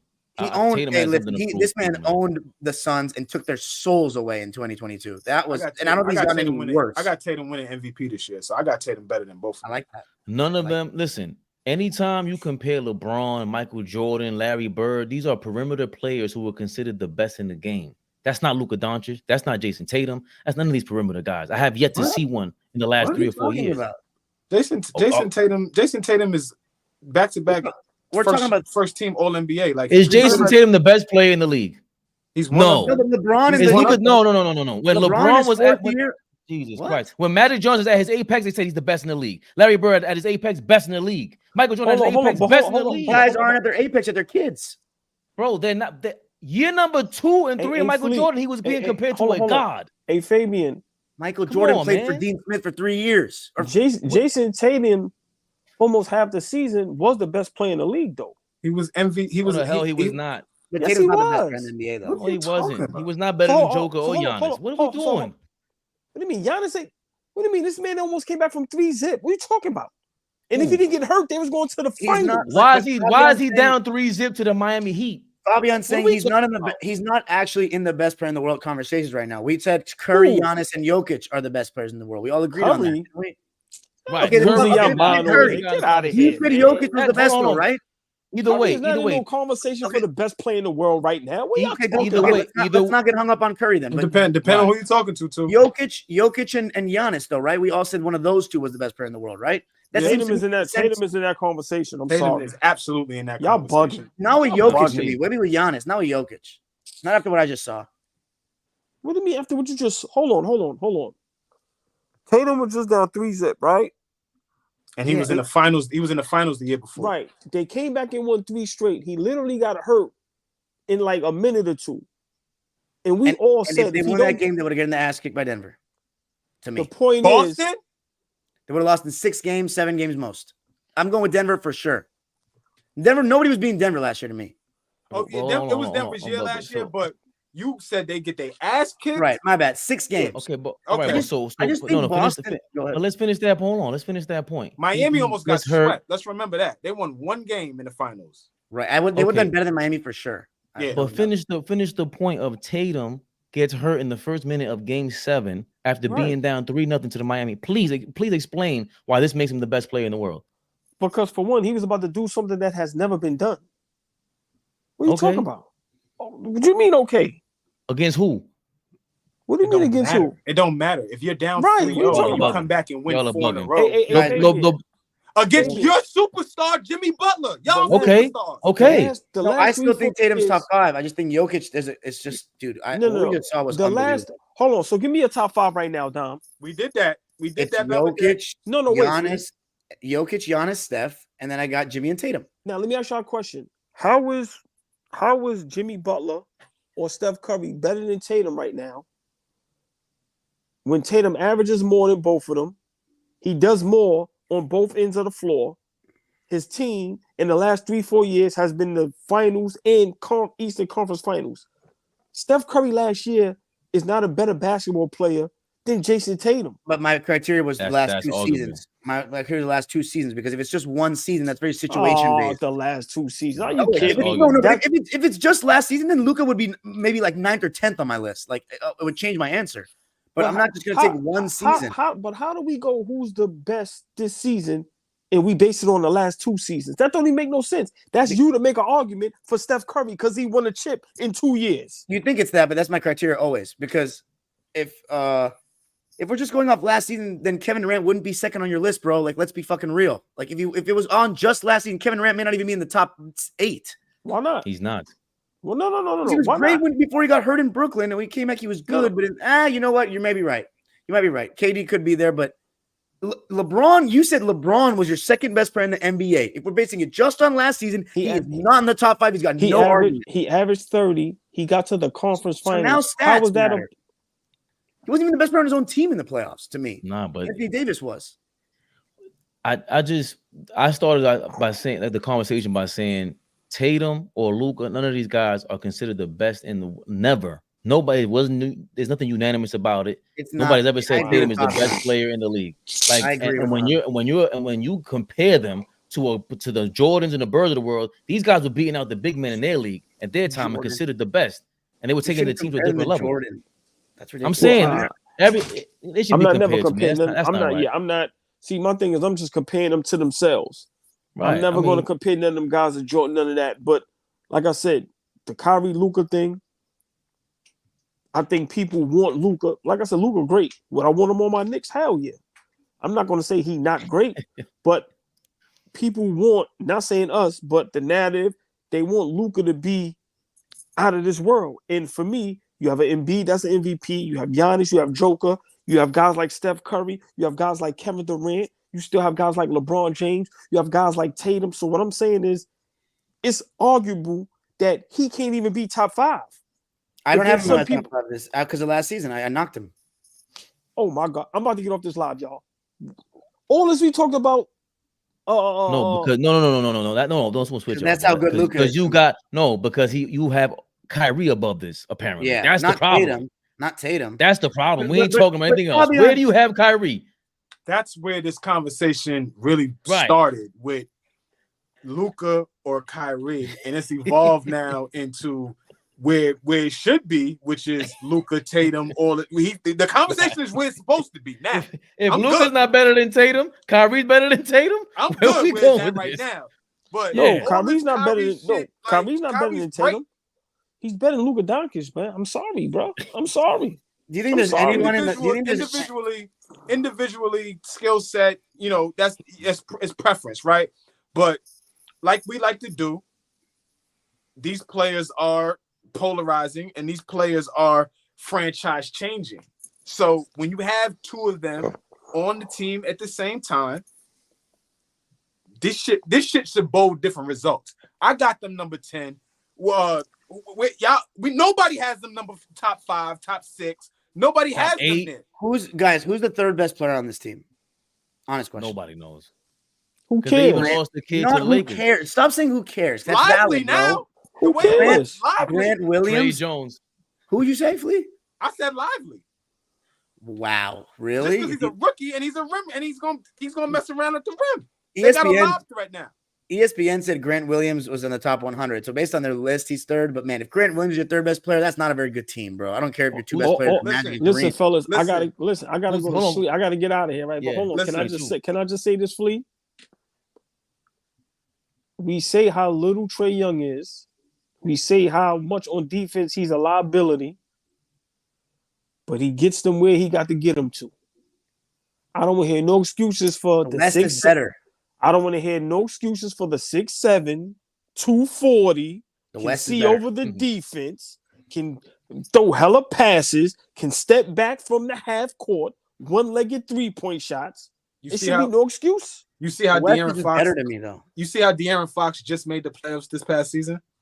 If Trae Young was in the Western Conference, he would probably be in the same boat.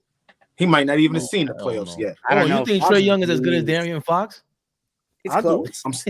No. That's not what I said. See, this is what I'm saying. You see, this is what you niggas do. You're not listening, and then you spin it. I said, like how De'Aaron Fox took time to get to the playoffs, because he plays in a tough conference for a franchise that ain't been there in a while. If Trae Young was in the Western Conference for whatever 15 teams in the Western Conference, he would struggle making the playoffs as the best player on whatever team out there. I disagree. Yeah, I disagree. Put him on what team? Tell me what team. Any team. Put him on any team in the West. What are you talking about? Hold on. The first eight teams on the West, you substitute their point guard and put them there, they're making the playoffs. Flip. Okay, so let's do it right real quick. Just this right here. Luka and Trae got traded for each other on draft night. The trade doesn't happen, and Trae is in Dallas. Right. Is Dallas ever a playoff team in this last 5 years? Yes. No, they wouldn't. The first 4 years, there's no chance they make it. Zero. No chance. But maybe with Brunson. Right. They wouldn't even have somebody averaging 9 rebounds a game in 2 years ago. They would be. Yeah, come on now. Are Trae Young and Porzingis better than the Lillard McCollum Blazers? I don't know if they even are better than them. But hey, that's what I'm saying. You put Trae Young in the Western Conference. That was my point, Fabian. Hey, but it would take him some time to get to the playoffs. All ball. Yeah, go ahead. No, I'm just saying he's not going to hit the ground running. I laugh because everything that Luka is doing in the West, Trae Young does in the East. He doesn't have a great better. Outside of 1 or 2 years, it's been better. How? Everybody in the West is injured. What are you talking about? This year the West and the East is not close again. Hold on. Clippers ain't never healthy. Pelicans ain't never healthy. Tell that to Luka though. Tell Luka that we weren't healthy. He has scars from Kawhi Leonard. Memphis always got some bullshit going on. The Lakers, AD and them is never healthy. What are you talking about? So as tough as the West is, they are never healthy. Once again, my point. What Luka's doing in the West, Trae Young is doing in the East. We read the rosters for those Atlanta Hawks. Rosters is not all that. East is not better. He does not have like you got Tatum and Brown. He doesn't have nothing compared to that. Like you have Giannis and whether it's Middleton or Drew now, Dame. He never had that. Like Garland got Mitchell Donovan Mitchell. He's never had that. Can I ask you this? Yes. Does Trae Young make the playoffs last year with that Dallas team? You trade him for Luka? And it's Trae Young and Kyrie with that little crew? Yes. Yeah. He might. No chance. Zero shot. See, listen, y'all can do that. Zero shot. See, y'all can laugh and do that all y'all want. It doesn't make you right. That Mavs I feel what you're saying too. It don't make us right, but you know what's the sad? Flea, you know what's the sad? You're gonna lay your head on the pillow tonight and think about damn. Can Trae Young and Kyrie make a play? But you know what's the sad part? Before I get out of here, because she cursing me out. You know what's the sad part? Right? The sad part is they got a guy there though that's 6'7", 6'8", 240. That's Baby Bird. That's compared to LeBron and them, and he didn't make the playoffs. But now y'all asking me to swap him for Trae Young. It just goes to show you how good Trae Young is. Because we wouldn't even be having that comparison. No, we're only doing it because you are so low on Luka. And the last thing, you're so lucky. I don't like you don't even have me. Y'all don't even have in the top 10. Who? The Dallas team? Right. I got them. I got them 10. Thank you. You got a 9. You gonna yell 9th and say that with confidence? Stop, I got them 10. I got them 13. They're not a very good all-around team. But let me just say this: the All Ball is so lucky that I don't fuck with stats. Because if I were and I was like on the LeBron fan kind of time, I would tell you that Luka just averaged more points this past season than Kyrie ever had in his entire career, and he gets you 10 assists, and he gets you more rebounds. The only thing Kyrie does better is have a better highlight tape. 0 playoff impairment. 30 GMs out of 30 would take Luka over Kyrie Irving. 30 GMs. If they took Kyrie over Luka right now, they get fired tomorrow. And one of those GMs took Trae Young over him. Y'all have a good night. And he's doing work. I hit y'all up tomorrow.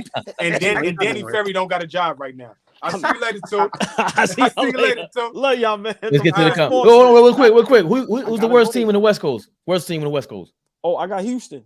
Wow, really? I got Portland. I think Houston's gonna be hilarious. Yeah. I got my brothers. Yo, right, holla at you. Y'all staying on? Yeah, good. Yeah, no, wait. Okay, so what's your guys' Flea? You said your 11th was Memphis. You also said your 11th was Memphis, right? No, my 11th is the Spurs. I think the Spurs are gonna fight to get into the play-in. I think you're a little high on them. I got Memphis. Yeah, I know. Okay, I got number 12. I got Houston. Although I was talking with Flea about this, I think Utah could be better than them. They have a better player than Houston has, and they have a little bit of continuity. But I'm intrigued by Houston. I think they got a very deep team, super athletic and fast, but they have a lot of inefficient guys like Fred VanVleet, Dylan Brooks, Jalen Green. Jabari had some tough games last season, but they got a lot of athleticism and size. I think they're going to have everybody on this team has a point to prove. Ime as a coach is ready to prove a point that he's the man. Fred VanVleet just got paid so much fucking money. He needs to play well. Dylan Brooks, I mean, the way he got clowned this past playoffs was bad. He's got something to prove. I think having Dylan will add some toughness to that team. And then Jalen Green, man, like as Flea was talking about the other day, like he's got to show something, or else they might even consider going a different direction, because with Jabari Smith, Şengün, and now you have Amen Thompson, they got, and Tari Eason, they got some other young players. Maybe they got to move on from Jalen Green, but I'm giving Jalen Green the chance because he's their franchise player kind of deal right now to be good. And I got them 12th. I think it'll be must-see TV. I also love Şengün, even though he can't really protect the rim, but offensively he's sick. Şengün is grossly better on defense, Don. I heard he grew 2 inches this summer. Watching them, so let me talk to you real quick. Watching them on Friday, right? They played their starters. They played their guys the entire game, right? They're ramping up now. They played their guys the entire game. The number 20, first let me start here. The number 20 pick in the draft, Cam Whitmore, is one of the big reasons they're going to move Jalen Green. He's he's a great young player, and he does a lot of winning stuff, right, on the basketball court. So with him, Amen Thompson, and with Jabari Smith, me personally, I think Jabari is going to ascend to being their best player. and it's going to almost put you in a position where you have to move Jalen Green.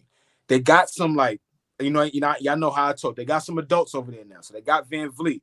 They got Dylan Brooks. Like, Dylan Brooks is a bug out, but he watching another night. He's sitting in a chair. He's defending. He's talking. He's doing everything that they had none of that last year. Not one person on the team was doing that. None of that, Dime. So they got that now, right? I'm walking behind the Houston Rockets bench, right? And as I'm walking, every 2 seconds, Jeff Green is standing up and he's barking from the bench. Jeff. Barking from the bench. Unc is older, but he's barking from the end of he's like in the last seat of the bench, and he's barking at these guys, and all of these guys are receptive. They coming back to the huddles, and the energy is high. Like, I like what I saw from Houston and how they approaching shit. Sengun, a way better rim protector than he was last year. Like you said, he grew 2 inches. Everything around the rim, he was contesting. He was getting block shots. I'm like, okay, if Ime can, create a certain culture over there, they're going to be better. I don't know, I'm not going to say playoff, but they'll be better. Okay, so I got them 12. Fabian, you got Memphis 12, right? I got 12 Memphis. Real quick about the Rockets. The first game versus the Lakers, Rockets versus Lakers, is November 8th. That's must-see TV for me. I'll be there. Why? I will be there. Are you kidding me? Dylan Brooks, Jeff Green, everything you guys just talked about. You guys it's in Houston? Made me. It's in Houston, Don. Okay. You guys made me buy into this. Ime Udoka. Remember, Dylan Brooks is going to be like his Marcus Smart. Like that. That's just, I don't know if he's going to play a lot. I think Ime is smart enough to He's going to start. What are you talking about? Just because you start does not mean you're going to have to play these vital minutes. I think remember, he's going to have him there to be the antagonist. He's going to have him there to piss off LeBron. And again, like you guys said, man, if you're that high on Jabari, Flea, and then you have Jalen Green is out of there. Jalen Green thinks he's Zion for some reason, trying to mess with these little whores out here in the offseason. You ain't got the Zion, effect on you, right? But they're young and they're fast. That is what the Lakers' flaw was when they had the fast players going against them. Because everyone kept talking. We had a lot of talks about Russell Westbrook the last week or whatever. Westbrook was the only one that kept up with all the young guys when he was there in LA on the Lakers. The Lakers are going to struggle with teams like this, like the Kings they did in years past. Once you go up, and OKC gave the Lakers problems. The Indiana Pacers gave the Lakers problems. All the young teams gave the Lakers problems. And if they do that and build their confidence, that's what you want. I had them 14th in the West.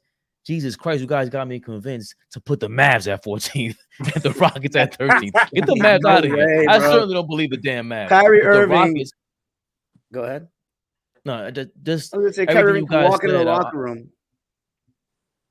Yeah. I don't know. I just love everything you guys said about the Rockets, man. The coaching and that culture is going to change. Fred VanVleet, he's a winner, bro. He won already.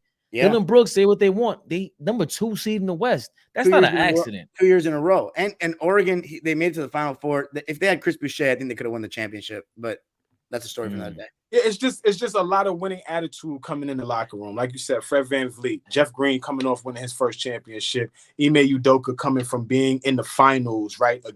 Coaching against Steve Kerr. You coaching against the best of the best. You're coaching against Golden State Warriors, right? So you've been in the throes and the trenches of this shit, right? So you bring Dylan Brooks over. Y'all just mentioned being on the top 2 seed back-to-back years. Just guys that, want to win games. I am super, super high on this Amen Thompson kid.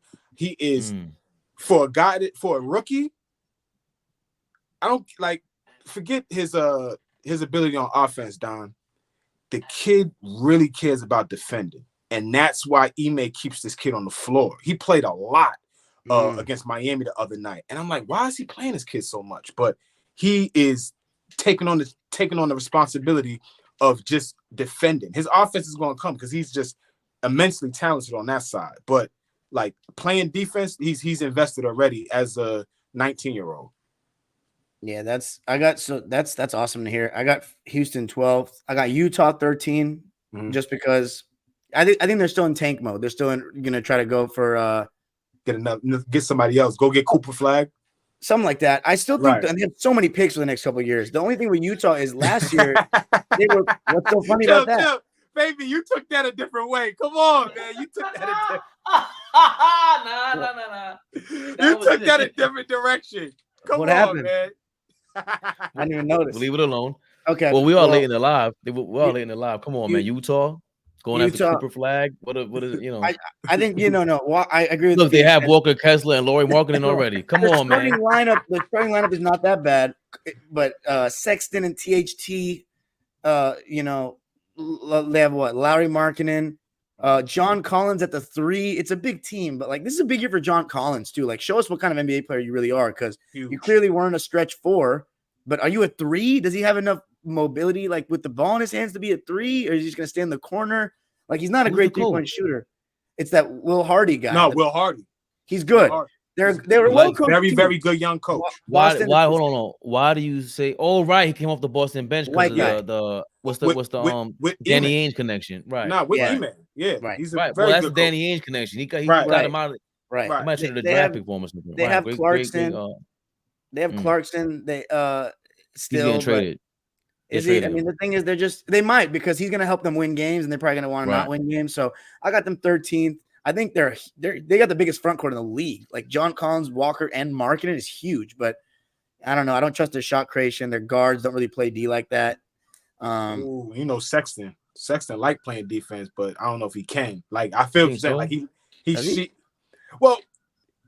gives the energy that he likes to play defense, but like you said, like, there's one thing about giving the energy to and actually being able to. Yeah. That's he tore his knee though a couple of years back when Garland. Yeah.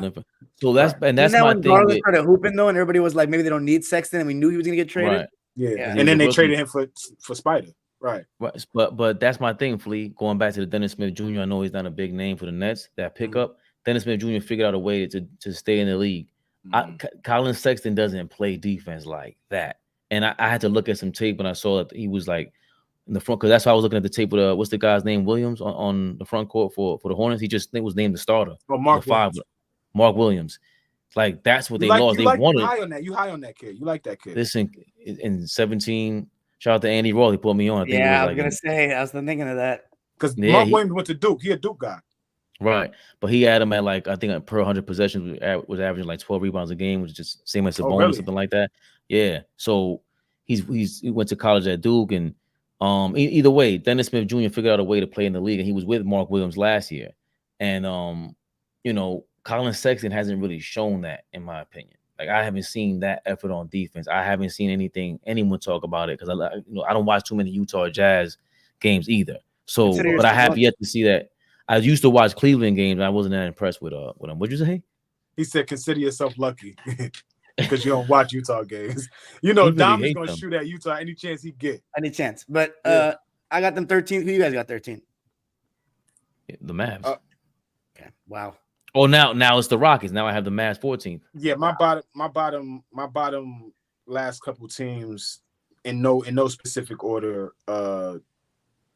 I got San Antonio and Utah. I like San Antonio, Utah, and Houston being better than what we expect. But Portland and I can't call it right now. Portland's my 15, but I think Portland from watch. I got Portland at the bottom. Yeah, same. Yeah. For the total opposite reasons that you guys have convinced me that the Rockets are going to be competitive for a stretch. They're going to break a lot of you're going to see a lot of people maybe go broke with their FanDuel or parlays for the evening with the Rockets. Portland's a different conversation. Like, they don't. Who's going to really make them remain that competitive? I don't see it. Starting lineup, but like after that, it's good on paper, right? Like Dennis Smith, Anthony Simons, Shadon Sharp, Jeremy Grant, who likely will get moved to a team that needs him. I would love the Clippers to get him instead of Harden. That'd be perfect for us. In January or February, and then Ayton, which if there's any one person that has a score to settle and a point to prove the season, it has to be Ayton. I mean, you wanted more touches, you wanted Phoenix to treat you like a rising star. Now you have the ability to shoot 20 shots a night if you want. Go do it. You a number one pick, man. Yeah, you're literally number one overall pick, and you're in a number one situation. Show and prove, baby. Simons will average like 24 points a game, to be honest. He's gonna put the ball in the bucket. He's a bucket. Yeah. Is Brogdon? I forgot that. Look, forgot. If Brogdon and the Time Lord play, this team's not that bad. They have a good 7-man rotation if those two play. They're gonna trade Brogdon. Yeah, they have to, right? Yeah. See, you know who could really use Brogdon maybe right now is Memphis, but then that would kind of step on D Rose's toes, probably. Yeah. But so probably not. If we sat and thought about it right now, there's some teams that need a backup point guard, like Brogdon. And who's your backup point guard? McBride. Yeah, quickly and McBride. But Brogdon in Dallas is not awful. I love how Dime shuffles hard into every team in the league. It's facts. Dallas is not a bad idea. Yeah, Brogdon in Dallas ain't bad. Just Seth Curry would be exiled, but right. But Seth Curry could be not reduced, but can be pushed to a shooter. Like you get him in the game just strictly to be a shooter. How's Brogdon's defense again? I think it's decent. Hell of a defender. So he could spell both spots. He could spell Kyrie. He could spell Luka. I got San Antonio 14th, Fabian. I just don't think their bench is good enough, and I hope Wemby stays healthy. But I just think they're a couple of years away. AllBall got out of here before we start talking about Wemby. He did that. I'm gonna be watching them a lot though, as all of us, I assume, are right. Yes. Wait a minute. Now let's remember Larry Bird, the #1 turnaround ever in history, along with Tim Duncan. Let's say right, Tim Duncan might have killed Larry Bird. Okay. Man. Right. No, in terms of record, like that. Right, but now we brought up when we said we can put. You saw how mad I got when we compared Luka to LeBron. Wemby physically is in. For me, I'm sorry, he is now in this conversation. That's how much I'm impressed with him. I was waiting to see what he can do with NBA talent. He looks just. There's no way nobody can say he's not legit. He looks crazy. He looks like a video game. He looks legit. He looks legit. The Spurs won. The Spurs won 22 games last year. How many more games how many wins does this guy mean? Along with Sohan and Vassell, because remember, Pop wasn't playing. They were tanking. Yeah, they were tanking 35, 37 games. I think they're going to improve. I think they're going to improve by about 10 to 12 games, which is an awesome improvement. But it's still the West is way too tough. Like what AllBall was saying about the West is all injured. He's right about that. But okay, KD's out. You just have to play against Booker and Bradley Beal. You know what I'm saying? That's not. The West this year is better, bro. 2021. No walk in the park. 2021, I agree. The East, you could say, was even that year. 2022, you could even argue the East might have been a little better that year. Last year, I think it was about an even draw. And then this year, clearly the West is back on top. Let's be honest here. Clearly. Yeah, a great point. Phoenix plays E. Tim Duncan had David Robinson, and Larry Bird did not have that. We went over the fact that he had an old team. I mean, that's twofold though, because the only reason Tim Duncan even they had the ability to get Tim was because David was hurt. David doesn't get hurt. So wasn't David doesn't get hurt. San Antonio doesn't even draft him. That. No, but to his point, this Keldon Johnson and Vassell move the needle. I think Vassell moves the needle way more. Keldon Johnson might be better than RJ Barrett. That's why the only reason why I started following him. But they're kind of similar on a similar tier. Well, stop shooting at RJ, man. Keldon Johnson is a good ball. Keldon Johnson's a really good ball player. That don't mean he got to be better than RJ. Why you? The problem, the reason why I bring him up is because Keldon Johnson, Darius Garland, RJ Barrett, John Morant, Zion. That's the same draft. So I look 2019. At Tyler Hero, Keldon Johnson, RJ Barrett. And Darius Garland went above them. And Keldon Johnson, RJ Barrett, and Tyler Hero. They are in the same. Jordan Poole's in that draft too, if I'm not mistaken. Yeah, they're in the same. They got to prove themselves. They're inconsistent. That's why I bring up Keldon Johnson like that. And I shot at RJ Barrett. Keldon Johnson was the best player on his team last year. Keldon Johnson's the best player on your team. You're not really going anywhere. So now he gets to be slotted into a role where he's the second option. Should be good for him. I like. He was only the best player because Vassell and Sohan didn't play. And remember they lost the kid. Jeremy played. His offense is. I mean, I love his energy, but he can't shoot the ball yet. That's the only problem with Jeremy. No, but they got it. They just have characters and. Vassell. Why do we start talking about them? Because Wemby's the guy. Nah, Pop was point shaving that team. Bob Hill was the coach. Look at the roster, free agent. Pop got for Hill. It don't matter if Robinson was healthy or hurt. Okay, but so then it's still though. The point is that they weren't as bad as they were. They basically tanked. They tanked, and then they came back, and Robinson was fully healthy. And healthy. Yeah, he sat a year, and they the Bird one. I think the Bird one is so. We just have to treat that as the exception. You know what I'm saying? Like that's part of what makes Bird's greatness what it is. You know what I mean? 100%. That's the holy grail of tournament. Fellas, I gotta get out. I gotta get out of here. Y'all get into the comments when y'all do. All right, Flea. All right. Good show. Yes. Tomorrow, baby. Yes, sir. So this is my thing on Dom. Last year you had Mavericks 38 wins, Jazz 37, the Portland Trailblazers 33. If Portland won 33 games, I think the San Antonio team can win the same amount as those Mavericks and the Jazz 37. I think the West has improved though, bro. I really do. I think the East has gone weaker and the West has improved.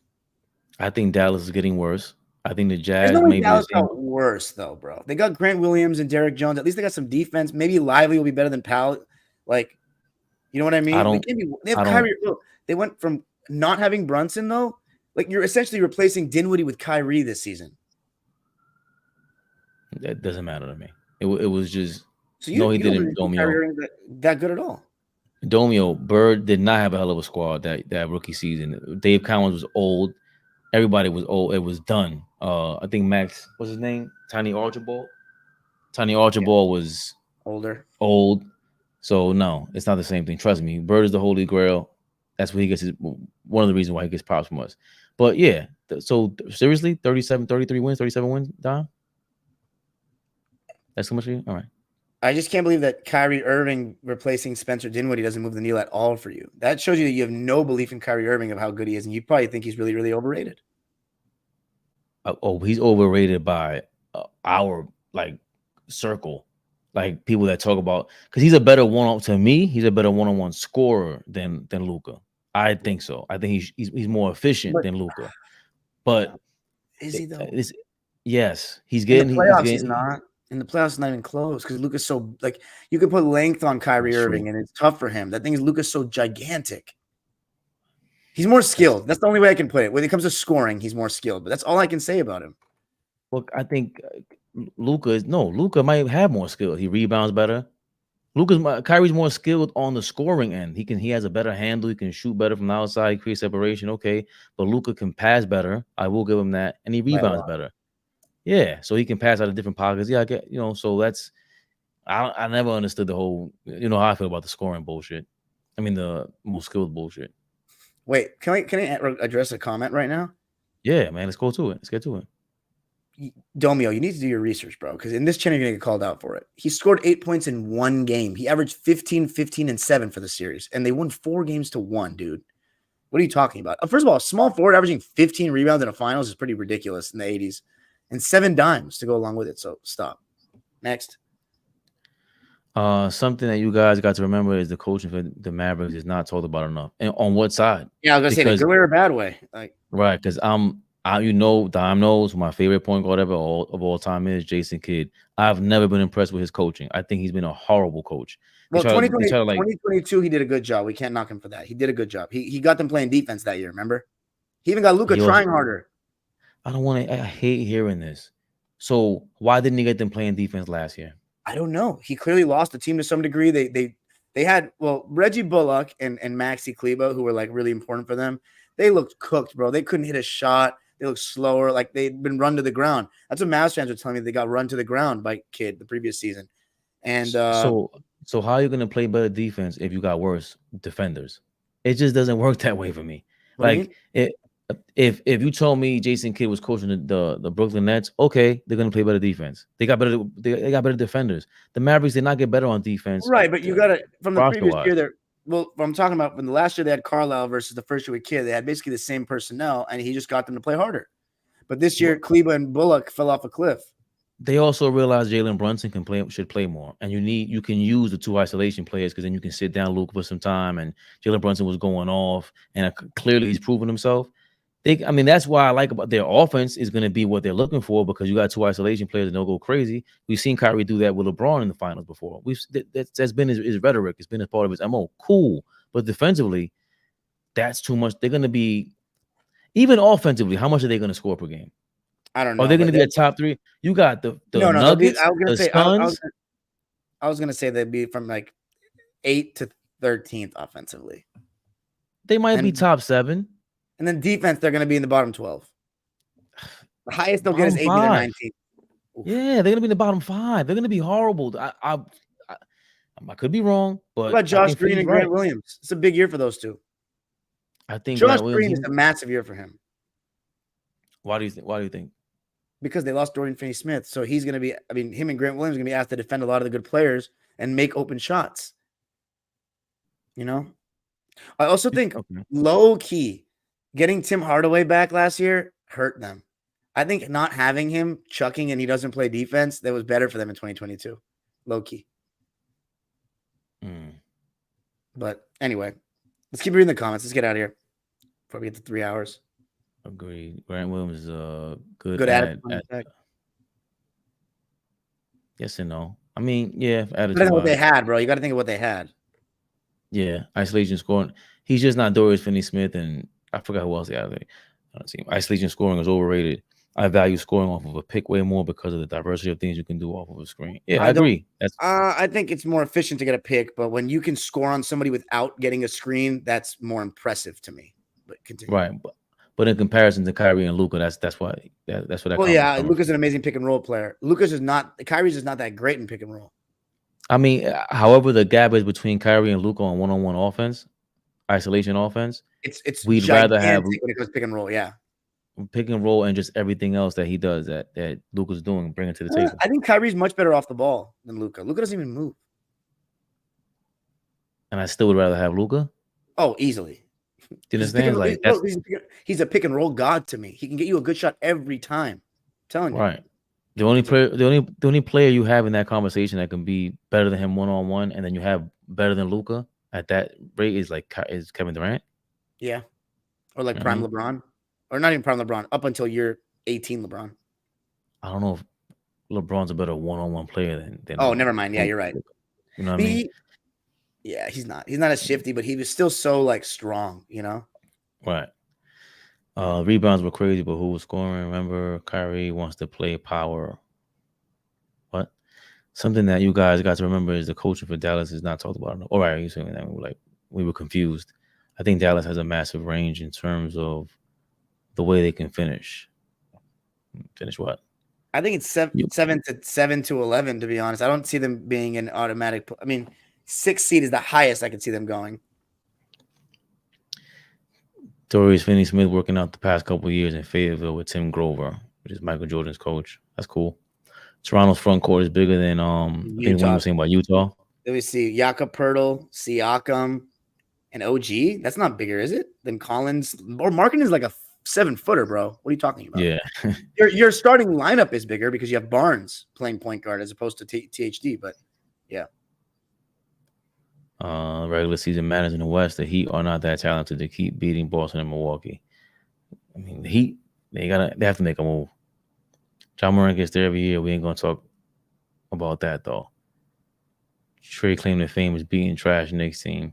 Trae Young makes the playoffs in the East because the East is a whole trash. Luka made the playoffs 3 out of 5 years. I ain't Max pushing back. Kleber. I think he's saying Max Kleber was the 3rd best player on the Mavericks. I never want to hear Julius Randle's name again until he wins a chip. If this is the criteria, because Luka has done more. Yeah, that's true. The West is deep. You have to have a complete team.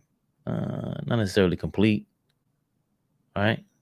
Who was all like the Kings were super offensively. They weren't super defense. We already seen what he did to Booker. Who's that? Luka? Yeah. Stop with the winner ring. Every player doesn't win a ring. Dirk had the same rap, passing late, no defense, yet they played a zone and won a chip. Definitely more than late. Zone, though. Jason Kidd was guarding. Sean Marion was guarding. Luka sees the game different. Magic, LeBron, Kyrie brain don't work like that. I guess he does, but it's not quick enough for me. Like if he started off early in the shot clock. Are you sure he's not quick at all? Are you sure that's not your beef with him? He's just not quick. Have you ever seen the guy run before? I haven't. Right, but just get rid of the ball and move off ball like you're saying. And he's not going to. He's not. That's the problem. He's like Harden and all those guys. He's like Trae Young. Like they don't move. They don't move. But Trae Young moves. Since when? I thought he was moving more off ball last year. That's why they had DeJounte Murray. But it's not as much. I just think very take turnsy to me, just like Mitchell and Garland. Like that's just when you play these 2 point guards, that's what it becomes to me. But continue. This is how Cap all ball is. He'll sit and hype Randall at top 20 guy in the league, and Luka been to the playoffs more and been all NBA 4 and 5 years. Stop it. He has been all NBA 4 out of the 5 years, and I don't think Kyrie was that. Luka was a demon against us. Luka is 28, 9, 8 every year. Luka has been to the playoffs 3 out of 5 years. Luka's a better passer, rebounder. He can score more ways than Kyrie. 6'7". He can play in the post, and Kyrie can't. That's true.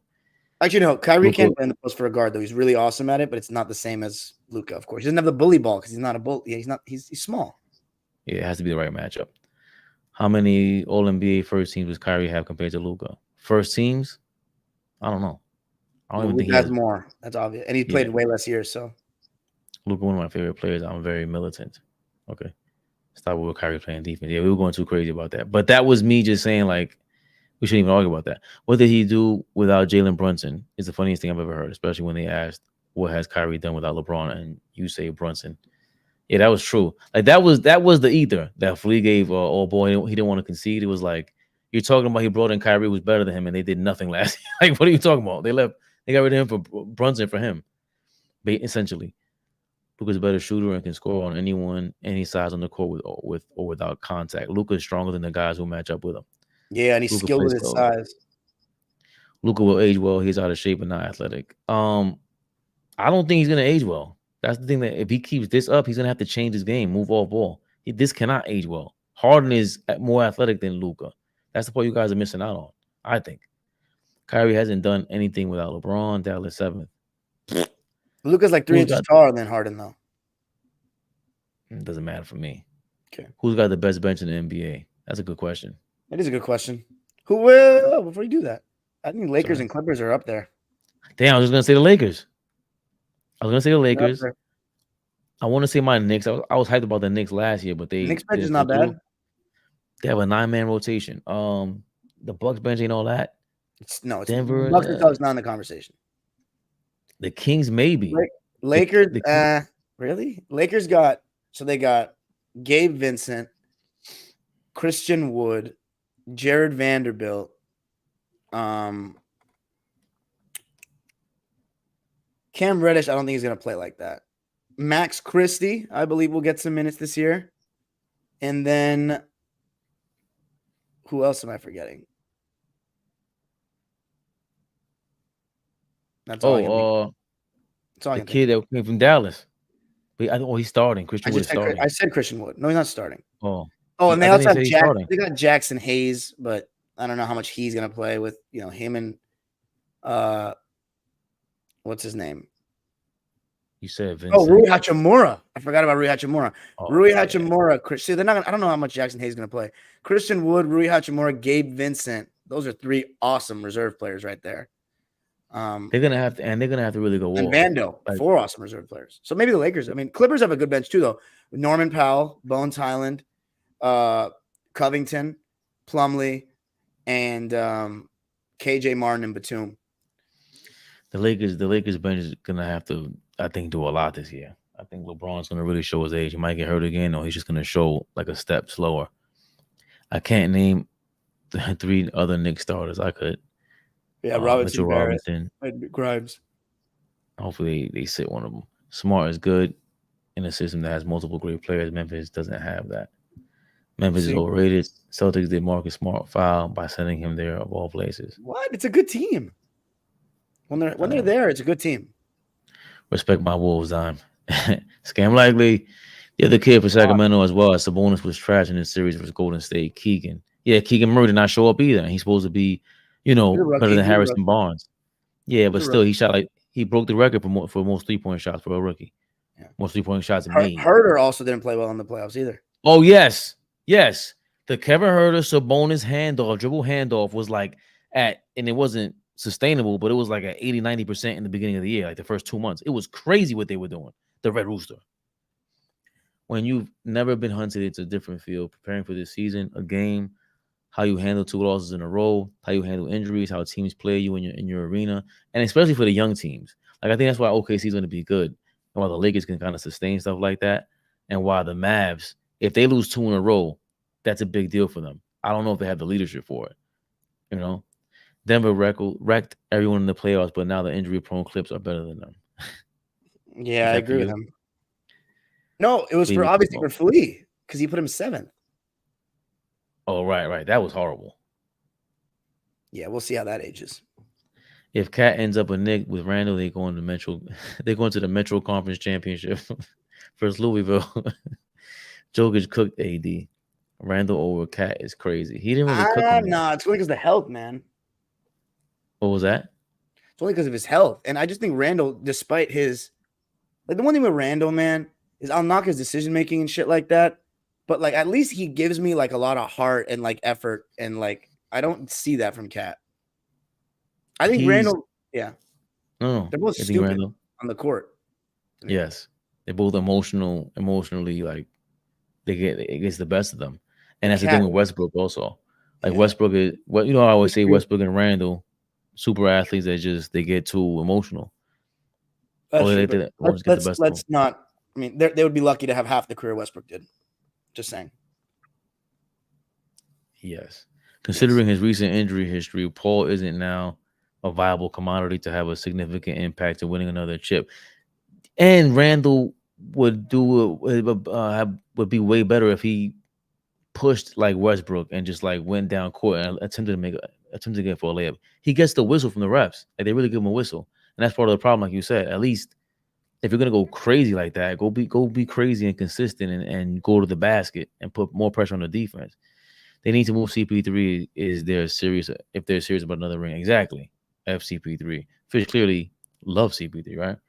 You see all ball eyes when you said Chet and Wemby. I don't care which seed Lakers in, but as long as they make the playoffs, it's enough. Yeah, you're a Laker fan. Memphis could use Randall. Hilarious. Minnesota drinking. Chen 7500. Thanks for the shout out again. Shout out to Denmark. Miami Heat 21 Heat over the Warriors in 7. That's a good bet. If you probably win $1 million off that. Raised by Wolves. Heat, baby. We're misremembering AD health in the finals in 2020. Do you remember AD's health being bad in the finals of 2020?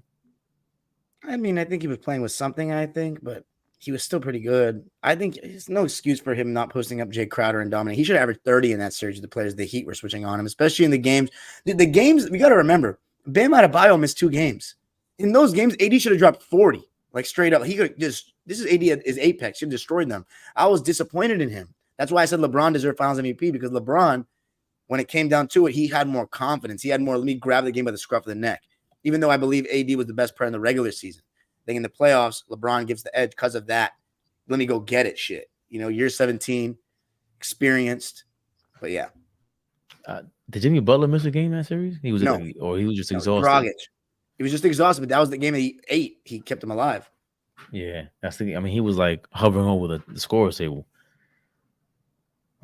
AD could never guard 1 through 5. He could switch in a moment. He guarded 1 through 5. That's what it is. But isn't that what people say when they mention guard 1 through 5? I was surprised Flea pushed back. So I think he just got him heats about Kobe, but Anthony Davis is not just hedging out on screens. He's literally full on switching, guarding guards and blocking the shit out of them. I watch it every night. It's unbelievable what he does defensively. I'm never going to say Kobe's on his level defensively. I just think, it's just a different caliber of player to me. Kobe is amazing, but yeah. And AD is the reason why I go, damn, Kevin Garnett would be even crazier in this era. Right. Because of the way he plays defense. And he's more aggressive offensively by a landslide. And never had these kind of mismatches to pick. Kevin Garnett couldn't choose who guarded him. He had to play against the power forward that was guarding him. AD gets switches all the time. And oftentimes he doesn't even go at him. Kevin Garnett, even if he settles for that shimmy shake is over a 6'6" guy. I'm taking my chances with that shot. Right? He's going to ask for the ball. If you switch Jay Crowder onto Garnett, he's at least going to give me the fucking ball. Yeah, and he's more intimidating on defense. Even just talking like that. Yeah. They switched Anthony Davis on Steph Curry in Game 6, and they won that way. Yep. AD can anchor a top 5 defense. He's a top tier goal. He's a good roller. At his peak, AD was never the best player in the NBA ever. He never was. Actually, I disagree with that. 5 years ago, it was like him and Giannis to me. AD cannot shoot the 3 or mid-range at a good level. It's crazy because he used to have the mid-range. He used to have the mid-range in New Orleans. But in that first year of the Lakers, 2020, he had it. But then after that, he hasn't really had it. He cannot do any of that. AD was never the best player in the NBA. As never at any point in his career the best player in the NBA. Never. Fabian was drinking that day. Anthony Davis is the top 50 player of all time. He might be. He might not be. I have to sit down and write a list. Yeah, and I don't think he is. He's not consistent enough. Like we should, the top 50 players ever should be at least 9 or 10 years that you're going all out. All out. There is no in between. The injuries might hurt you one season, but like Jordan missed the season, second season in the league, but he came back and he was Jordan. Gonzaga player. They are as efficient as NBA players as quarterbacks coming out of the OU, not named Troy Aikman. Hilarious. Nuggets got like 7 scrubs on their bench. Los Angeles. Wait. So was that a diss on Gonzaga players? No, Gonzaga. Oh, they are as efficient as NBA players as quarterbacks coming out of OU. I don't know how good quarterbacks coming out of OU are. OU not is named Troy Aikman, but Troy Aikman's a legend, so I'm guessing that OU quarterbacks aren't. Troy Aikman is not a legend. What? I don't know whoever told you that is part of the overrating Troy Aikman crew. Troy Aikman is like one of the luckiest quarterbacks ever. Okay, you will never hear him mentioned in anybody's top 30 quarterbacks of all time. He won 3 Super Bowls and was an MVP for one. Do you understand the team he had? I understand the team he had, but he was the quarterback of that iconic team in the 90s, right? No, you don't understand the team he had. You don't understand the team he had. I know, but I'm saying he is famous for that. Yes, he's famous for being a Dallas Cowboys quarterback who's America's team, right?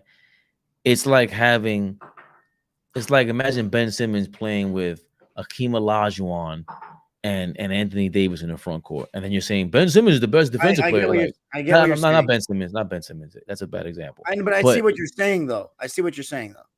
But I'm just saying, okay. So, but Troy Aikman was successful, is Fish's point. But Gonzaga come on, don't even give it. Of course, he was successful. That's what I'm saying. Yeah, but Gonzaga, I thought they were. They're doing better lately. I feel like Adam Morrison and there's some guys that flop, but Rui Hachimura is doing really well.